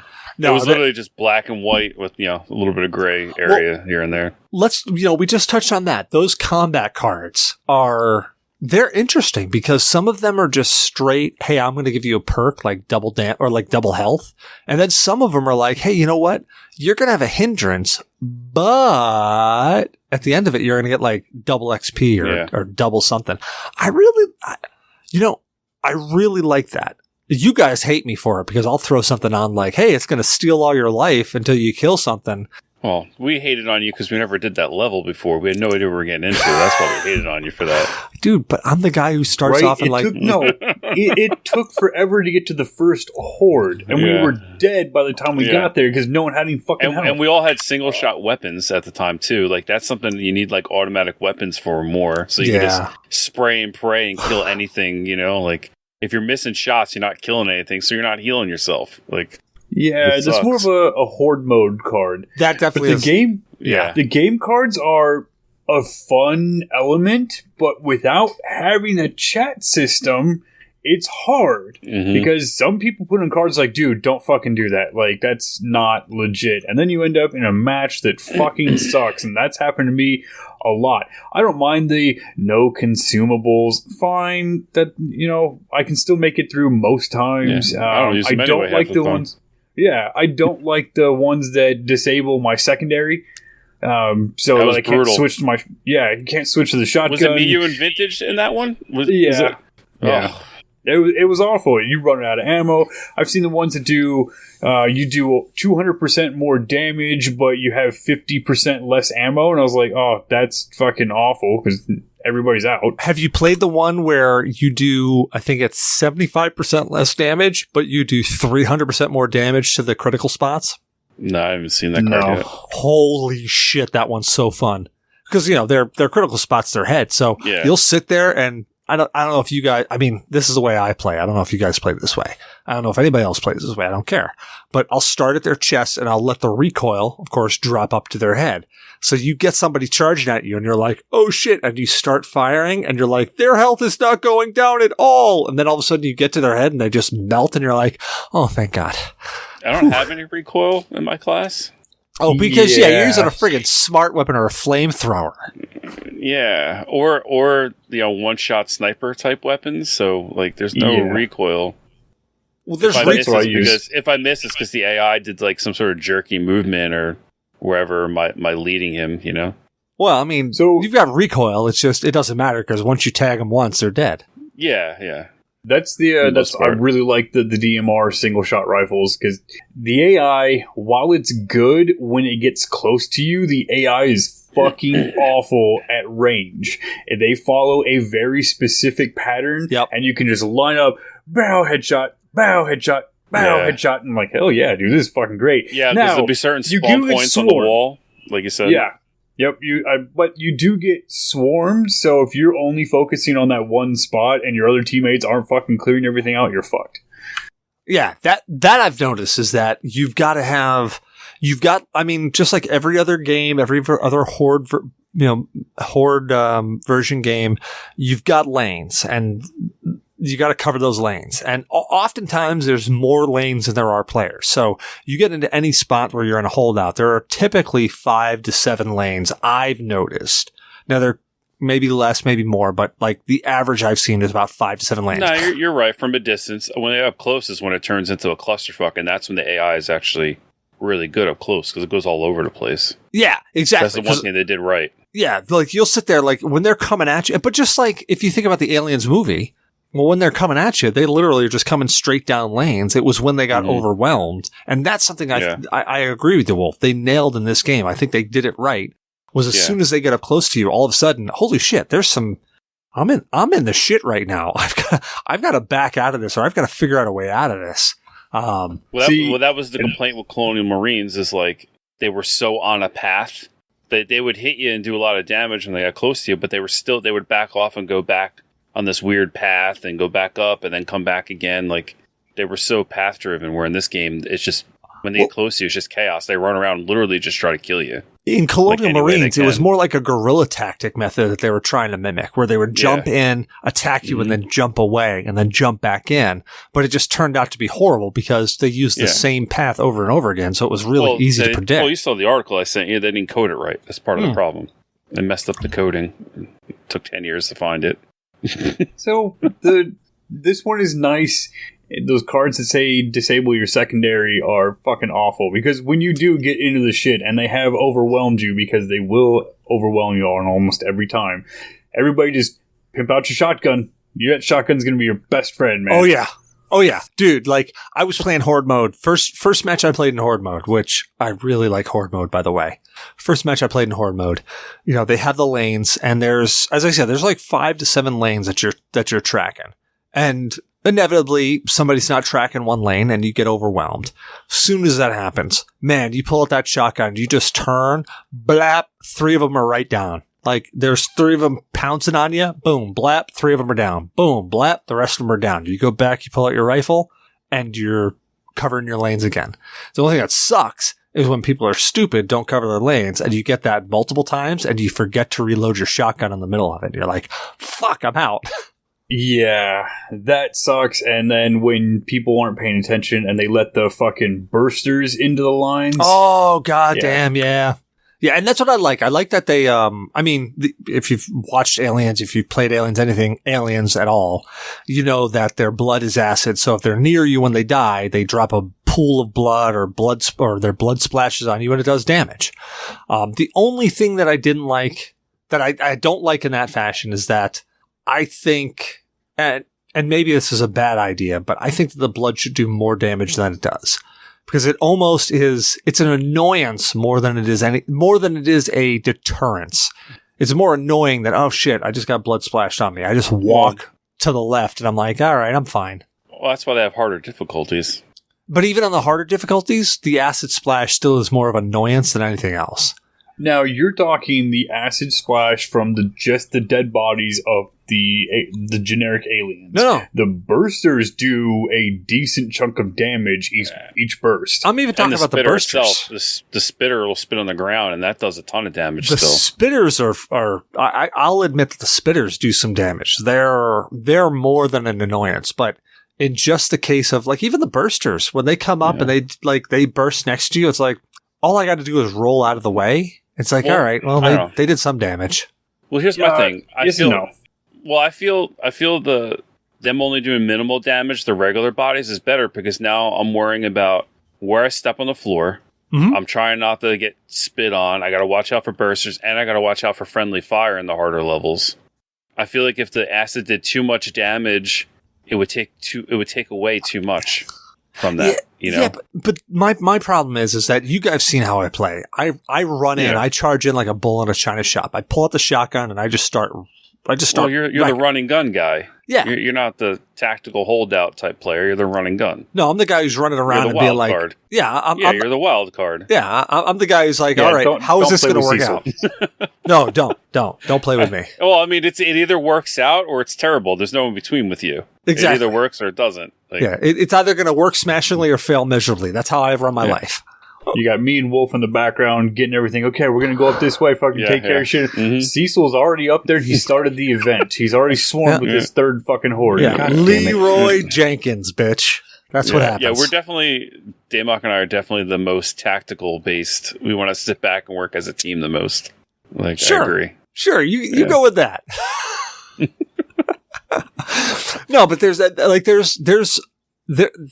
the game is just genuinely, and I try to track every game, as in, is it fun or not?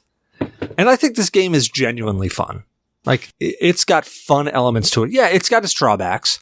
The music is definitely one of them. The AI going down lanes, and literally, like, when they pop out of a spawn point, you can almost track, all right, they're going to go here. All I got to do is aim right here. But the positive part to that is that they give you multiple spawn points in multiple lanes that they're coming down. So it's not like you just go, all right, I'm going to focus down this hallway and I'm going to wait, and then I'm done. If you're focusing down this one hallway, you've got this hallway over here and the thing above your head that's about to drop. Yeah, it was never like that the lane system was bad. It was just like when you're working your lane, you're like, hell yeah, these 3 are coming out right here. Because I've noticed that in Standard, they like to do 3 from one hole, 3 from a different hole, 3 from the other hole. And then when they do the collective, like the bursters or the spitters, and they do like 2 or 3 at a time, they all come from different holes. So you can't just fucking nail them at once. But the pathing, yes, the game has to have pathing. It's still fun. That's not a drawback of the game. Yeah. I mean, and that's most games too. It's like you find the pattern. It's the nature of the beast. It's hard to program something that's going to be that dynamic. I mean, if you can nail that, fucking awesome. But I mean, if you nailed that, how much more difficult? I mean, if you think about how, like, just bugs in general work, because that's what the xenomorphs are based off of. They're based off of, like, army ants, that type of thing. They're based off of that type of logic. They're hive. Yeah, like the hive mentality. If you could actually nail that, like if you could actually nail that with an AI, how fucking difficult would that actually be? Like in the higher difficulties, it's just they become, and this is a little disappointing, but expected. The aliens become more bullet sponges, and you just get more of them. That's all it is. I mean, that's the cranking up the difficulty. They don't make the aliens themselves harder. They just give them more health and more damage. Exactly. What you're saying. So it basically makes it so that you've got to be more on target with your weak point hits. You've got to be more, you got to be able to dodge more. You've got to have more consumables to launch up. Yeah, I mean, it basically just means that it's not making them more difficult as in their AI is better. It's just turning the knob to 11. That's all it does. Is there a game that actually has a setting where the AI actually gets better, though? I want to say Half-Life 2 was that way for me, because I thought the AI got more tactical in Half-Life 2 when you cranked up the settings. Not just cranked up the settings, even if you played the game on an easier setting, as you progress, they did up the AI. At least the AI started using better tactics. They would take cover, hide behind things, and do all of that. Where at first it was just, hey, you're walking up and these guys are openly running down the train tracks chasing you, and you've got the pistol and you can pop them all off. But yeah. So is it safe to say that we'll just use as a rough number? You can change if you want that. Say 90% of games out there don't have a smart AI. They just give them more health and more damage. 100%. I agree with that 100%. Maybe even higher, maybe 95% at that point, because there's not many smart games, if you want to call it that. Like, but that's the easy way out. That's the easy way of doing it. It's just like, no, that's what I mean. Let's make it hard. Really had that game, it seems like someone hasn't created that yet. That would be like the next step in gaming evolution, is to make a smart AI. And the thing that bugs me is that it's not like that technology isn't out there. It's not like people can't do it. I mean, shit, they've got AI that is adaptive and thinking and taking immense quantities of data and being able to predict how the fucking stock market is going to go tomorrow. I mean, they literally have AI who can do that. How come you can't? I mean, saying that they can't make an AI that's going to be more adaptive, like you just crank it up and be like, well, let's use more tactics. Let's do this. Well, and this genre seems to be perfect for it. You got the game like Aliens Fireteam, the new Evil Dead game that's going to come out, like Left 4 Dead, Back 4 Blood. These type of games would be the perfect game for that smart AI. Yeah. Because all these games have done their own, where they change the maps, maybe they change the spawn points, but you don't have the smart AI yet. They do have a list of 9 of the best games or 9 games with the best AI in them, and it kicks it off with Fear. You guys remember Fear? I remember Fear. I do remember Fear. I didn't really like Fear, but yeah, I remember it. Yeah, I mean, like it or hate it, apparently the enemies would never react in the same way. They were machine intelligent when they were fucking coding the game, and they would never act the same way. They would always be different. The Last of Us is supposed to have really dynamic enemies that would move and change and adapt to your playstyle. Tom Clancy's Splinter Cell Blacklist, XCOM Enemy Unknown, Halo Reach was supposed to have good AI. Dude. Far Cry 2 and StarCraft 2. Okay, so I would definitely agree with Last of Us, Fear, and XCOM. Because the more you played XCOM, the harder it got, because they did start to figure out your tactics. and Alien Isolation, because it was supposed to track and monitor how you were playing. I didn't play enough of Alien Isolation to get through and find that, but I found, like, that's the thing I liked about Alien Isolation is that it was more an alien, and that's the thing that, you know, there's so many genres in this one story arc. Alien Isolation was really more of that intense, suspenseful, jump scare game. While Aliens Fireteam Elite is much more action-based, I'm running and gunning, there's thousands of these things coming at me, and well, I think that's why they did the names the way they did. It's Aliens Fireteam, and it's Alien Isolation. Yeah, so, like, 100%. Specifically, they knew what they were doing there, surprisingly. It's interesting. Apparently, Alien Isolation is actually a very good case for enemy AI study, and they have studied it. So they came out and said it's a multi-layered AI system. Their basic premise was the AI was not to cheat. The level was pre-processed to find interesting places for the alien to search. When it dropped in with a few parameters to say how fast to search, where, and what size radius, the alien hasn't spotted the player, and it would do it as a leisurely search of a large area. So it adapted to the player. I didn't play the game for more than 20 minutes, but yeah. I did it on one of the Extra Life streams, and I loved it. I really did love how it felt. I honestly did not like that there were the human players or the human NPCs in it that you had to fight. I really felt that actually took away from the game personally, but I really dug just the puzzle aspect, getting through the levels, the atmosphere. Fuck it, they nailed the atmosphere.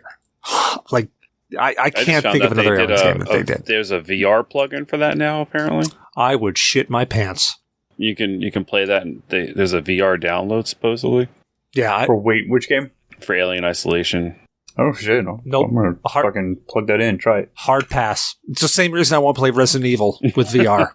I would literally... I could play it if I was on the toilet. That's the only way I could play that game. Because look, I'm not gonna try to pretend like I'm the biggest badass, whatever. I love horror games, but I know that those are two games that would make me shit my pants. Yeah, there's a mod for the game that added full VR. Yeah. Oh, I would have to check that out. You know what fucks you up though?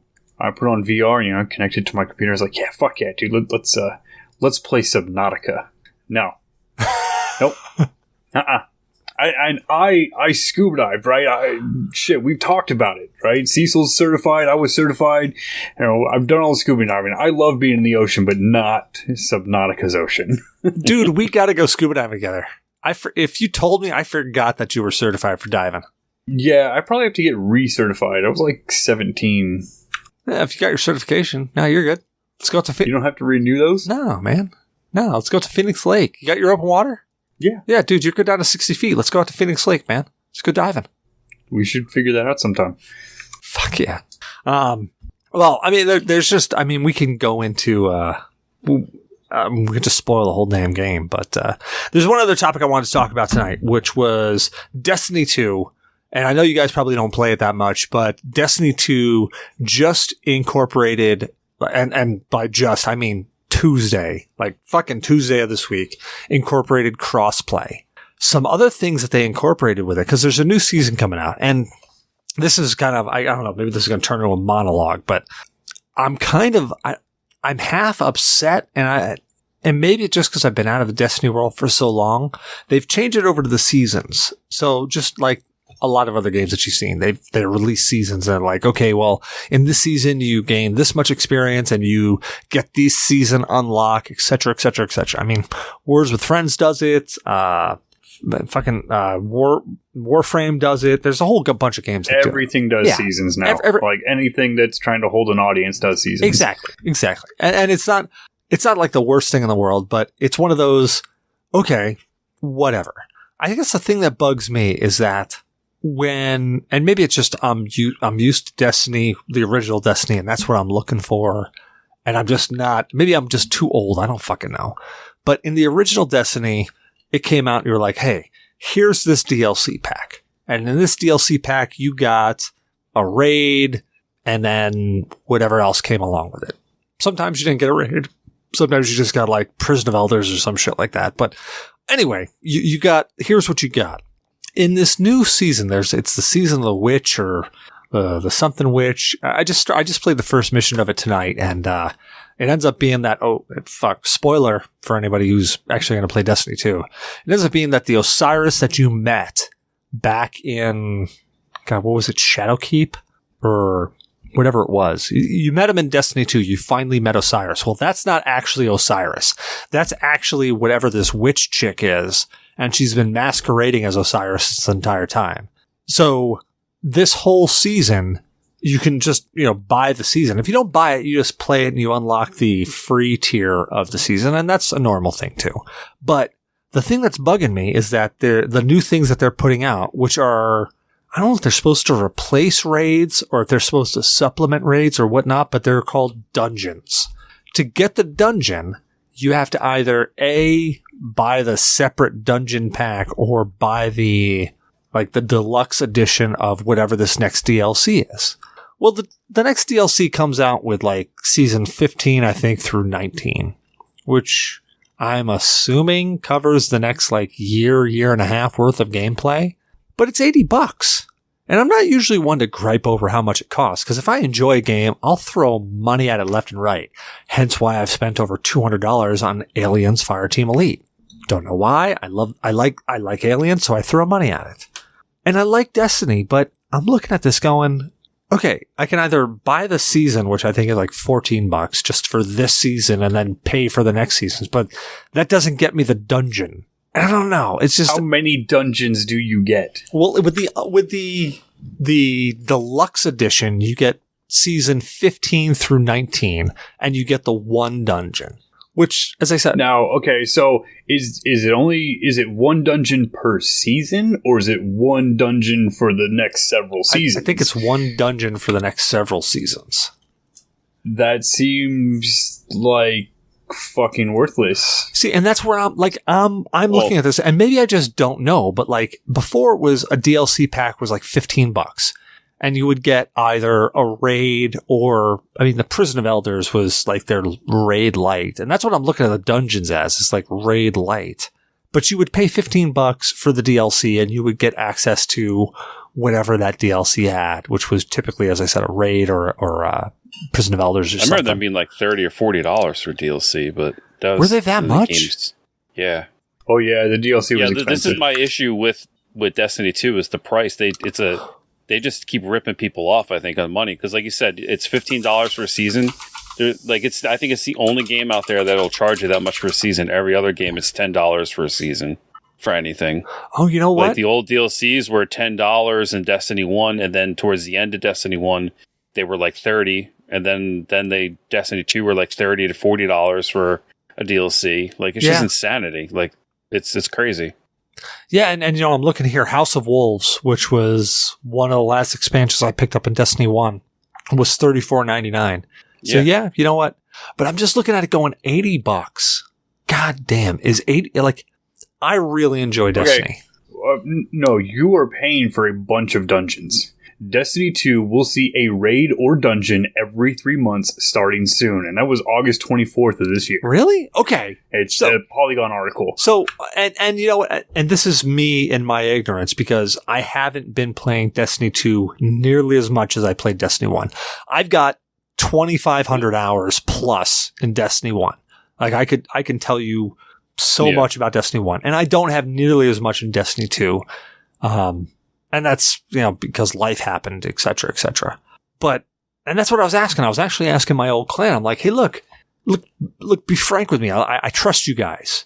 Is this really worth $80? Is what I'm buying, is it worth $80 here? Because what I'm looking at, it doesn't look like it's worth $80 to me.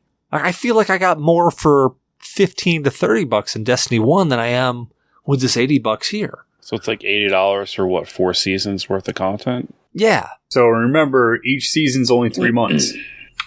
Well, and that's the thing, though, is that if I buy that and I pay $80, I'm basically dedicating myself to play all 4 of those seasons. And there's a lot to do in a season. I jumped in on the last season. I had I think 2 months to do it. Like, I had a ton of time. Are you getting the so-called season pass with it also, or you're just getting the content? Because you mentioned that $15 thing earlier. No, you're getting the season pass with it. Yeah, so like you're getting season 15 through 19. Okay. But that's the troubling part, is that like I'm paying the $80, and if I don't know, fuck, I get a new job, life happens, a new kid pops out of my wife, I don't know, something. Like, I'm going to be paying in advance for all of that. And because logically you're looking at it going, well, you got to pay in advance so you can get the discount on what you're paying for.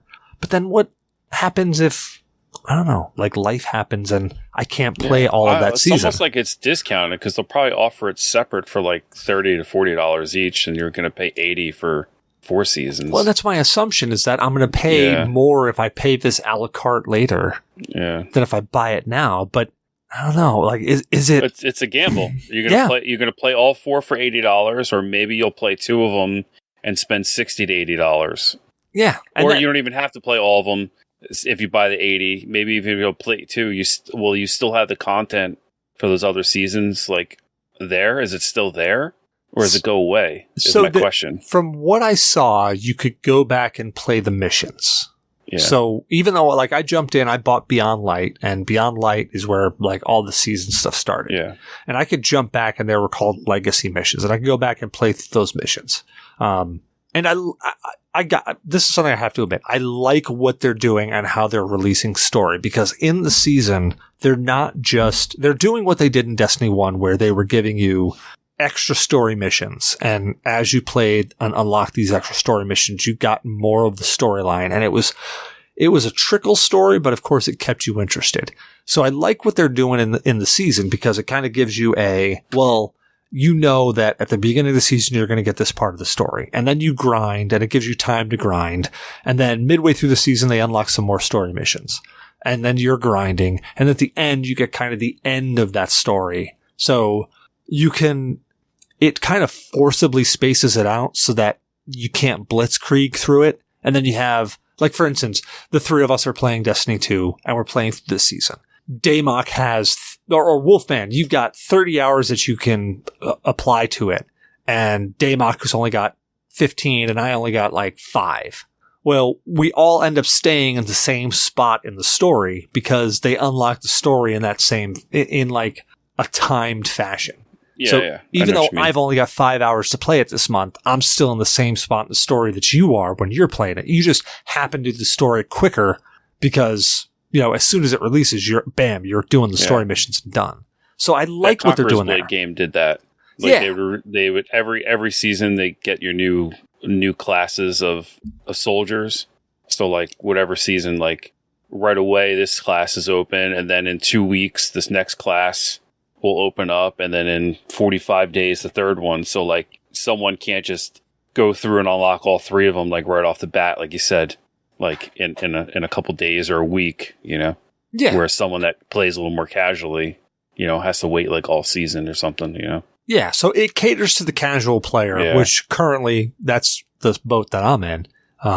It caters to the casual player a lot more, and I like that, because then it's not, I can, as a more casual player, I can feel more valid, at least in the discussions with Destiny 2. When we're talking about, well, geez, the Awoken Queen is back and she's doing this. I'm not so far behind in the story that I don't know what they're talking about. I can still keep up. So I like that part. So, but I'm playing around with the idea of, God, is it worth $80? Am I going to play it that much? Even as a casual player, am I going to play it that much? So I'm really I'm wrestling with that. But one of the big things that they came out with, and I'm really, really on the fence right now, whether I am for or against this. So before, have you guys played Destiny before? I know, Damok, you played Destiny. Wolfman, you played Destiny? Yeah, I played the original. I played up until, was it the Forsaken or Forsaken King or whatever? Okay. Okay, so you'll know exactly what I'm talking about. So you had primary ammo, secondary ammo, and heavy ammo. Yeah. Right? Well, in the newest update, you have infinite primary ammo and infinite secondary ammo. The only ammo you're picking up is heavy. That seems pretty dumb to me. I'm on the fence about it. So, like, there's part of me that says, wow, this is going to be amazing because I don't have to worry about ammo management. I just have to worry about my heavy ammo. So it kind of brings out that one element of ammo management being a headache. But on the secondary end of it, like in PvP, well, shit, that means I have unlimited shotgun ammo. I am running around like a fucking shotgun fiend now, and I am just blasting people in the face. I feel like having unlimited ammo takes away from the game because you're not switching weapons or for certain areas, or like you said, especially for PvP. If you got that God gun with infinite ammo, like almost gives you an advantage over someone that has lesser weapons. You know? Exactly. But on the flip side of it, when I look at it from the opposite side, like Recluse was a great submachine gun. If I'm going up against somebody with a shotgun and the other person's got infinite ammo with a Recluse, well, you know, we're in the same boat at that point in time. We've got, like, I've got the Recluse, they've got a shotgun, we both got infinite ammo. So I mean, I'm super on the fence. I want to play a bit more. Chaos, I feel like that also caters to spawn camping too. You're not running around looking for ammo on the board. Yeah, I agree with you. It definitely could. Yeah. Like, you just sit there with a sniper rifle and you just wait. Yeah. You're like, well, they're going to come across here. You never have to move. You know what? Even You're just right. in the campaign, like, I like switching weapons. You know, like if I have such a good gun, I just wipe everything out. It doesn't cater to me switching weapons and doing different tactics. I just roll through the game one way and one way only at that point in time too. Well, in that fashion, they make you switch weapons because there are still certain weapons that are more suitable towards the different situations that you're in. So they still got it so that power weapons are elemental. So you need the power weapons to blow through people's shields. And not all of your power weapons are as versatile in all situations. Like, there are some times where you're just like, man, I really want a shotgun when I'm facing this boss because I've got so many enemies that come around and they get totally close quarters on you, and you're just like, I want a shotgun so I can just nuke them quick and then focus on the boss. Yeah, and you want those multi-kills that just clear the room. Yeah. And then you drop your super and you just clear them anyways.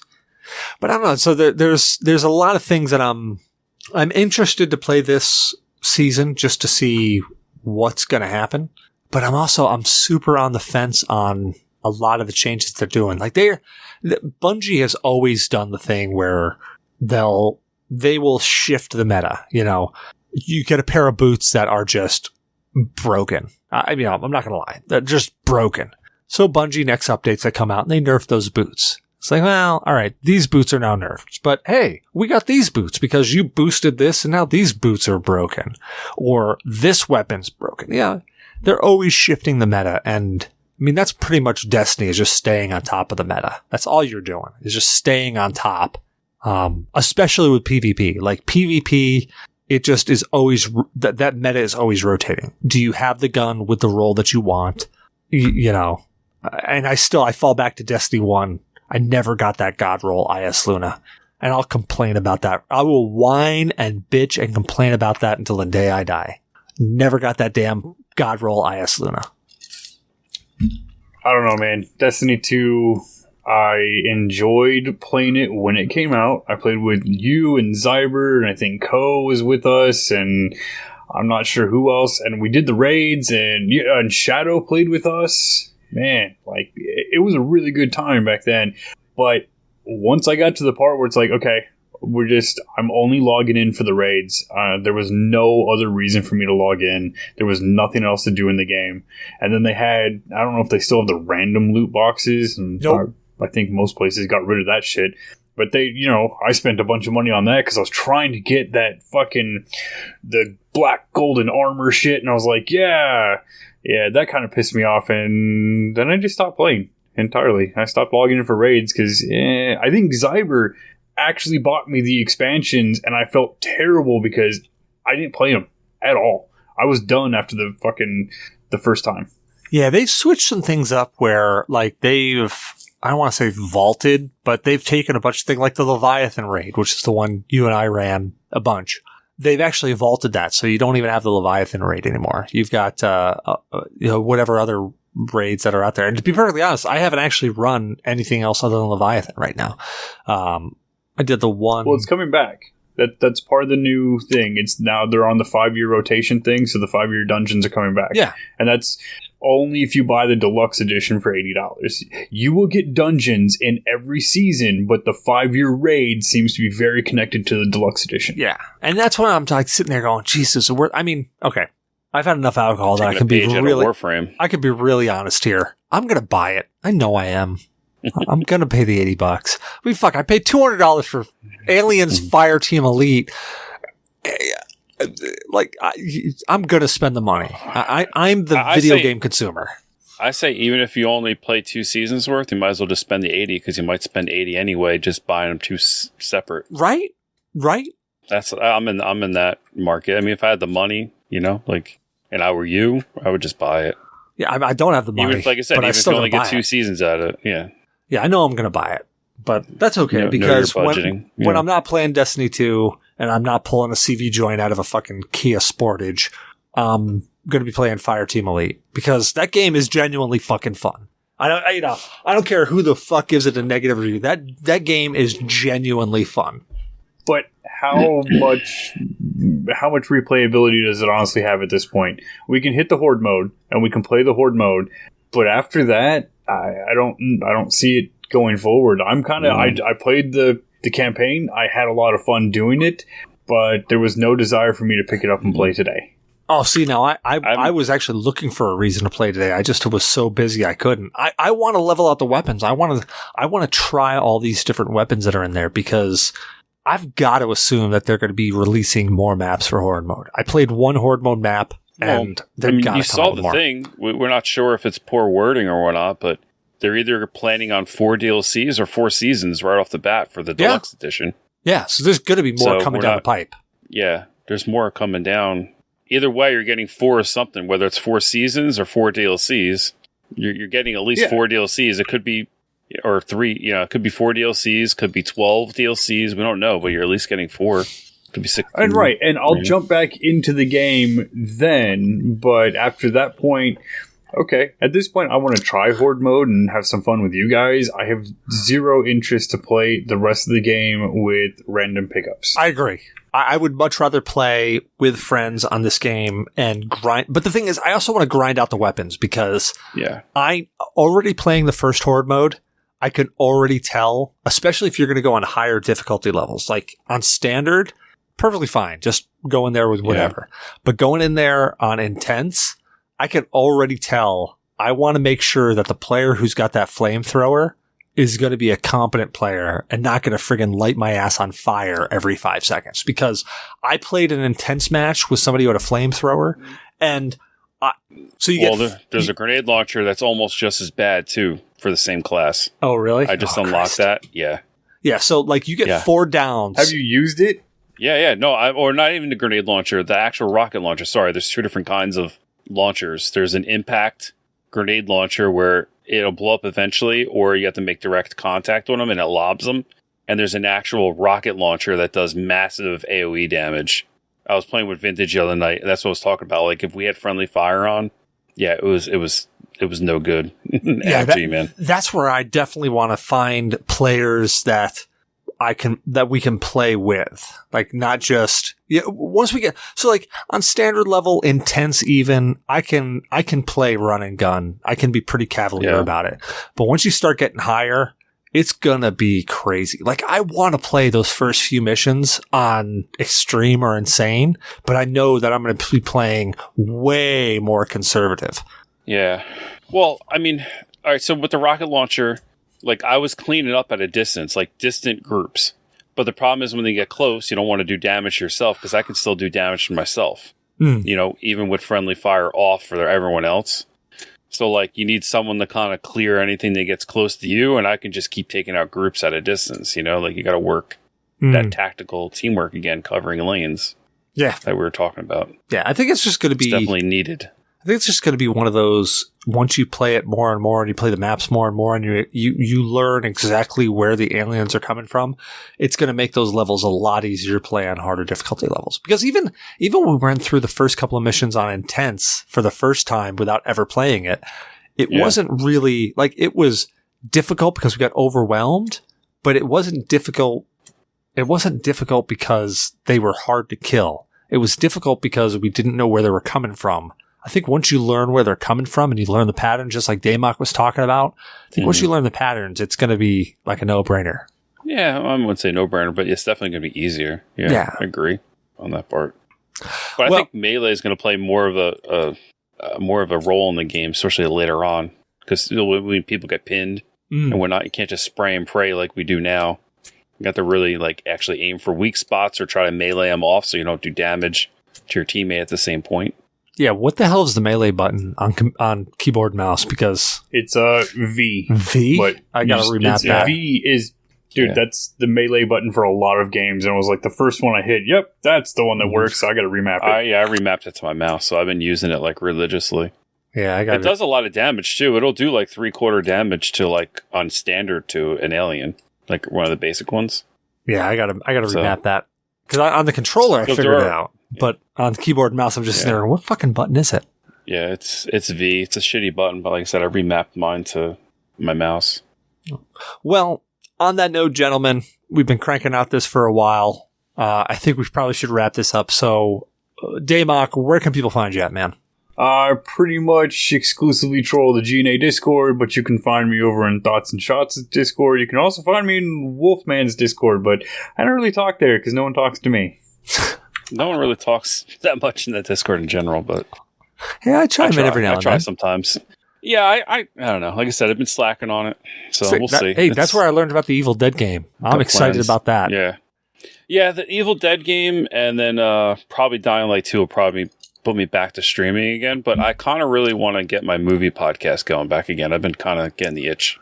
Oh, dude, let me know. I'm there.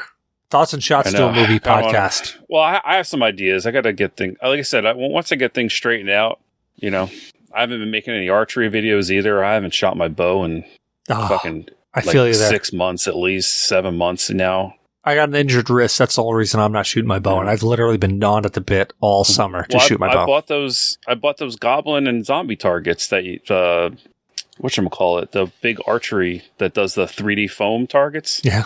I bought them last year and I haven't even used them. Jesus. I bought them on a Halloween sale, like I got like 40% off or 35% off, and they just been sitting there. Well, where could at least I can do a video about how they sit in the yard and don't they seem to be quality and they're not all fucked up after sitting in the elements for a year. Well, Wolfman, where can people find you at, man? Grindhouse on 42nd Street on YouTube, Spotify. We got some podcast stuff up there, and Silver Bullet Streaming is most of my gaming stuff on YouTube. And there's links to Discords and all that other stuff. So nice. Well, go check out Wolfman. Go check out Damok. And I am Cecil Xavier, host. You can find me on Cecil vs. Games on Twitter. Cecil Xavier everywhere else. Ustream, Mixer. Actually, no, Mixer's gone. Twitch. Fucking Steam. Grinder. Wherever the fuck you're looking for me. Find me there. You can find me. Just look for me. It's Cecil Xavier with or without an underscore sometimes. So just look me up. Check me out. We hope you enjoyed the show. Don't forget to rate, review, and subscribe on your favorite podcast app. Reviews help people find the show. So if you enjoy listening to us, let other people know. You can find us on iTunes, Google Play Music, Podcast Addict, Spreaker, Player FM, Your Tuner, My Listen, iHeartRadio, Spotify, basically every frigging where you could possibly look. If we're not someplace, let us know. We'll upload there. We don't care. We have a partnership with Humble Bundle. Humble Bundle is a game purchasing service with a little bit of a twist. Every time you purchase a game there, they donate a little bit of money to charity. If you buy a bundle, they actually have a little slider that will allow you to choose where things go to.